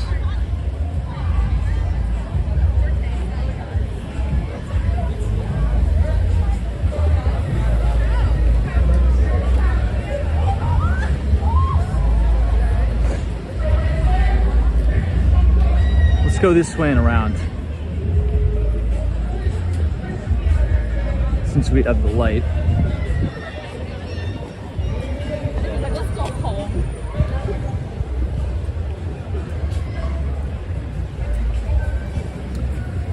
Time Man says they have any dorms for students? Yeah, NYU has a ton of dorms.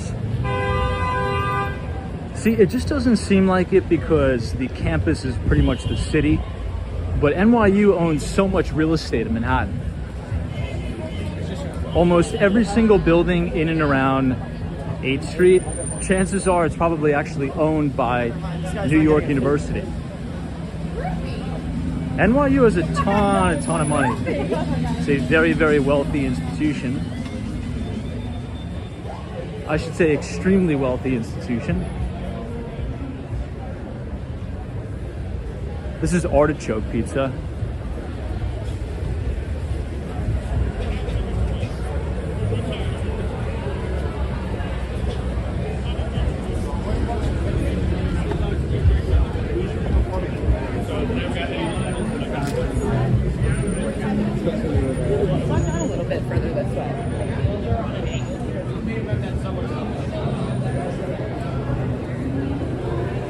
This is the line for the Cafe Wa, which I think is another comedy club.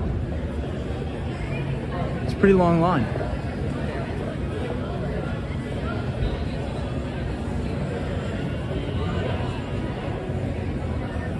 Hey, Mohammed. Thank you, Tom. Says, hi, Tom. Hope you had a great day. Good to see you, Mohammed. Wish the same for you, my friend. AUS Fly Girl. Yeah, I believe that's what the comedian's name is. Andrew Schultz. I think he was performing and he probably just walked out when I was walking by.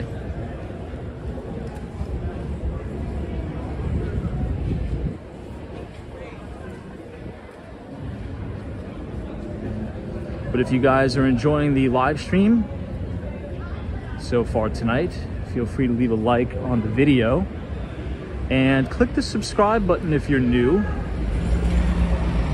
We do these live streams almost every single day starting at 8:30. Monday through Friday, we talk about the financial markets. Saturdays, we just kind of hang out. It's our day off, walk around, enjoy the nightlife of the city.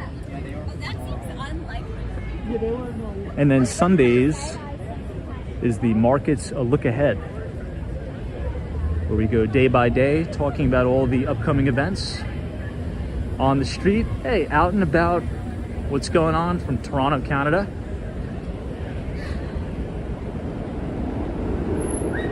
All right, so this is the Village here.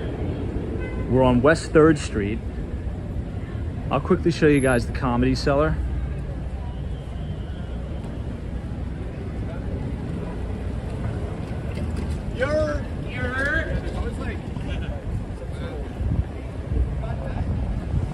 This is the Blue Note Jazz. Hey, Emmanuel, what's going on? This is, hey Tom, someday you need to do a stream while research economic and finance topics. Sure. We could do that.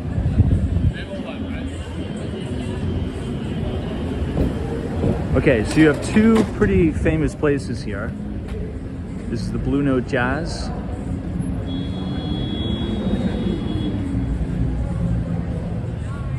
And you have the Comedy Cellar.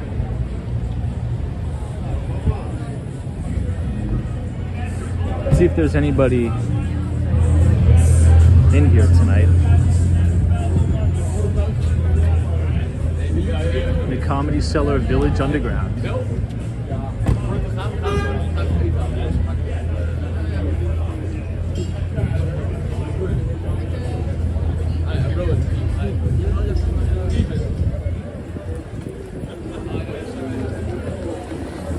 This place off to the left used to be the McDonald's.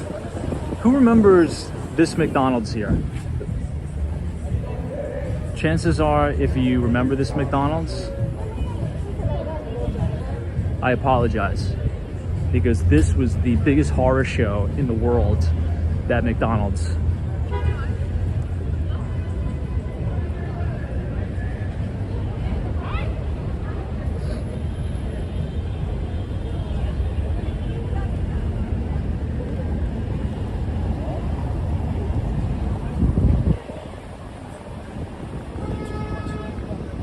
Let's go up to West 4th Street and then make a left.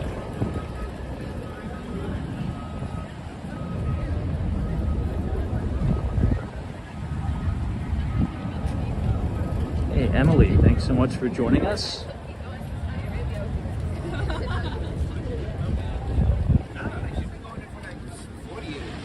Like half of my aunt.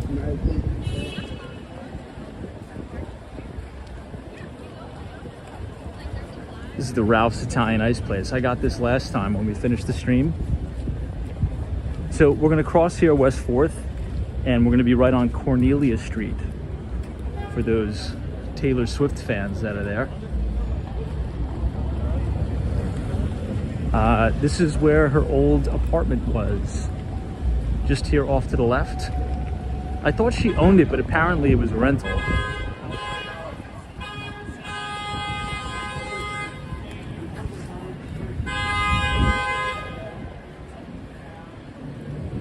Trade Brigades just did the Burger King. Are you talking about the Burger King that was in Brickell? I think it did. That plot of land sold. So there's gonna, if that's what you're talking about, yes. And I believe there's gonna be a new super tall tower that's gonna go right in its place.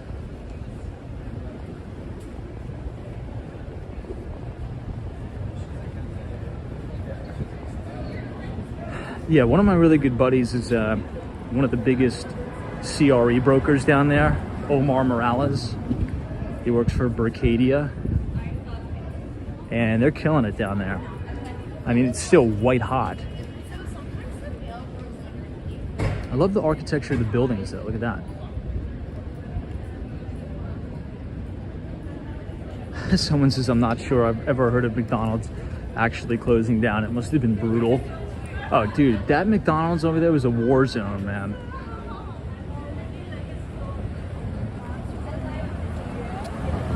Man, with the trees in bloom, it looks so pretty.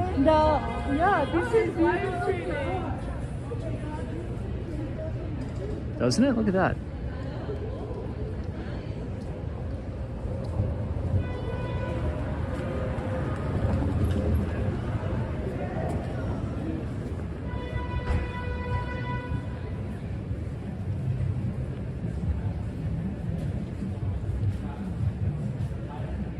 I think that was the old apartment right here.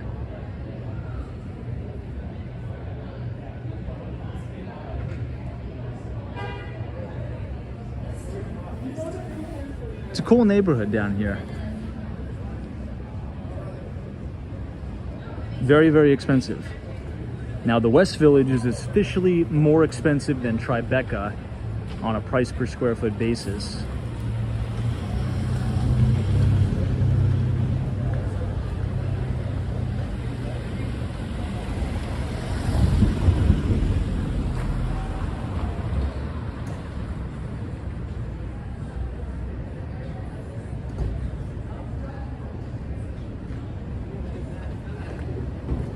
Hey, David Sommers. What is going on, sir? Welcome to the Village here in New York City. Yeah, sunshine after rain. They were horse stables from back in the day. I was telling you guys about that old listing we had on Broome Street. I think it was 554 Broome. That was an old horse stable that was used by the FDNY. And now it was converted into condos. It's a really, really unique property. I posted the property tour on the channel, 554 Broome Street. Really, really unique apartment.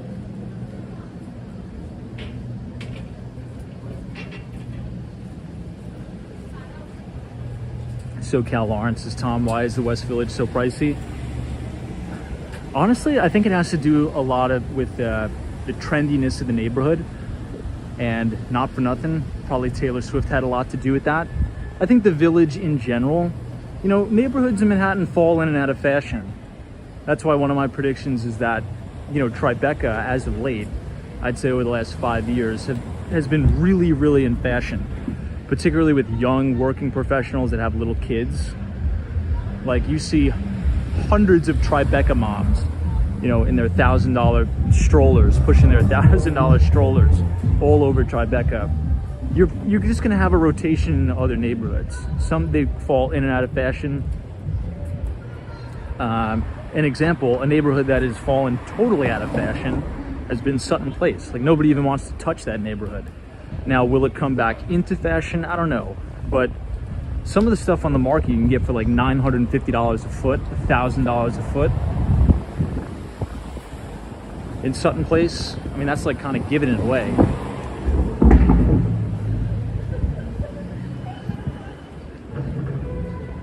Hey, Trade Brigade, take care and have a happy, happy Easter.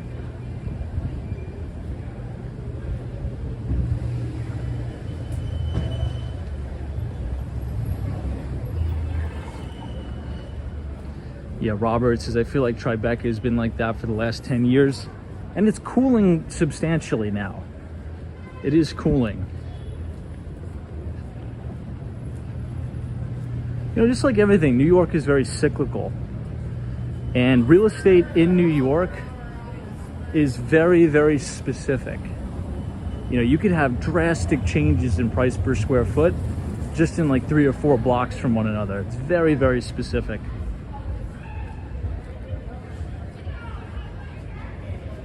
I don't know, I kind of like it down here. Would I want to live down here? I don't know, I kind of like Central Park South. That's my preferred neighborhood, but I like it. The architecture, the low-rise buildings, the pre-war, it's nice.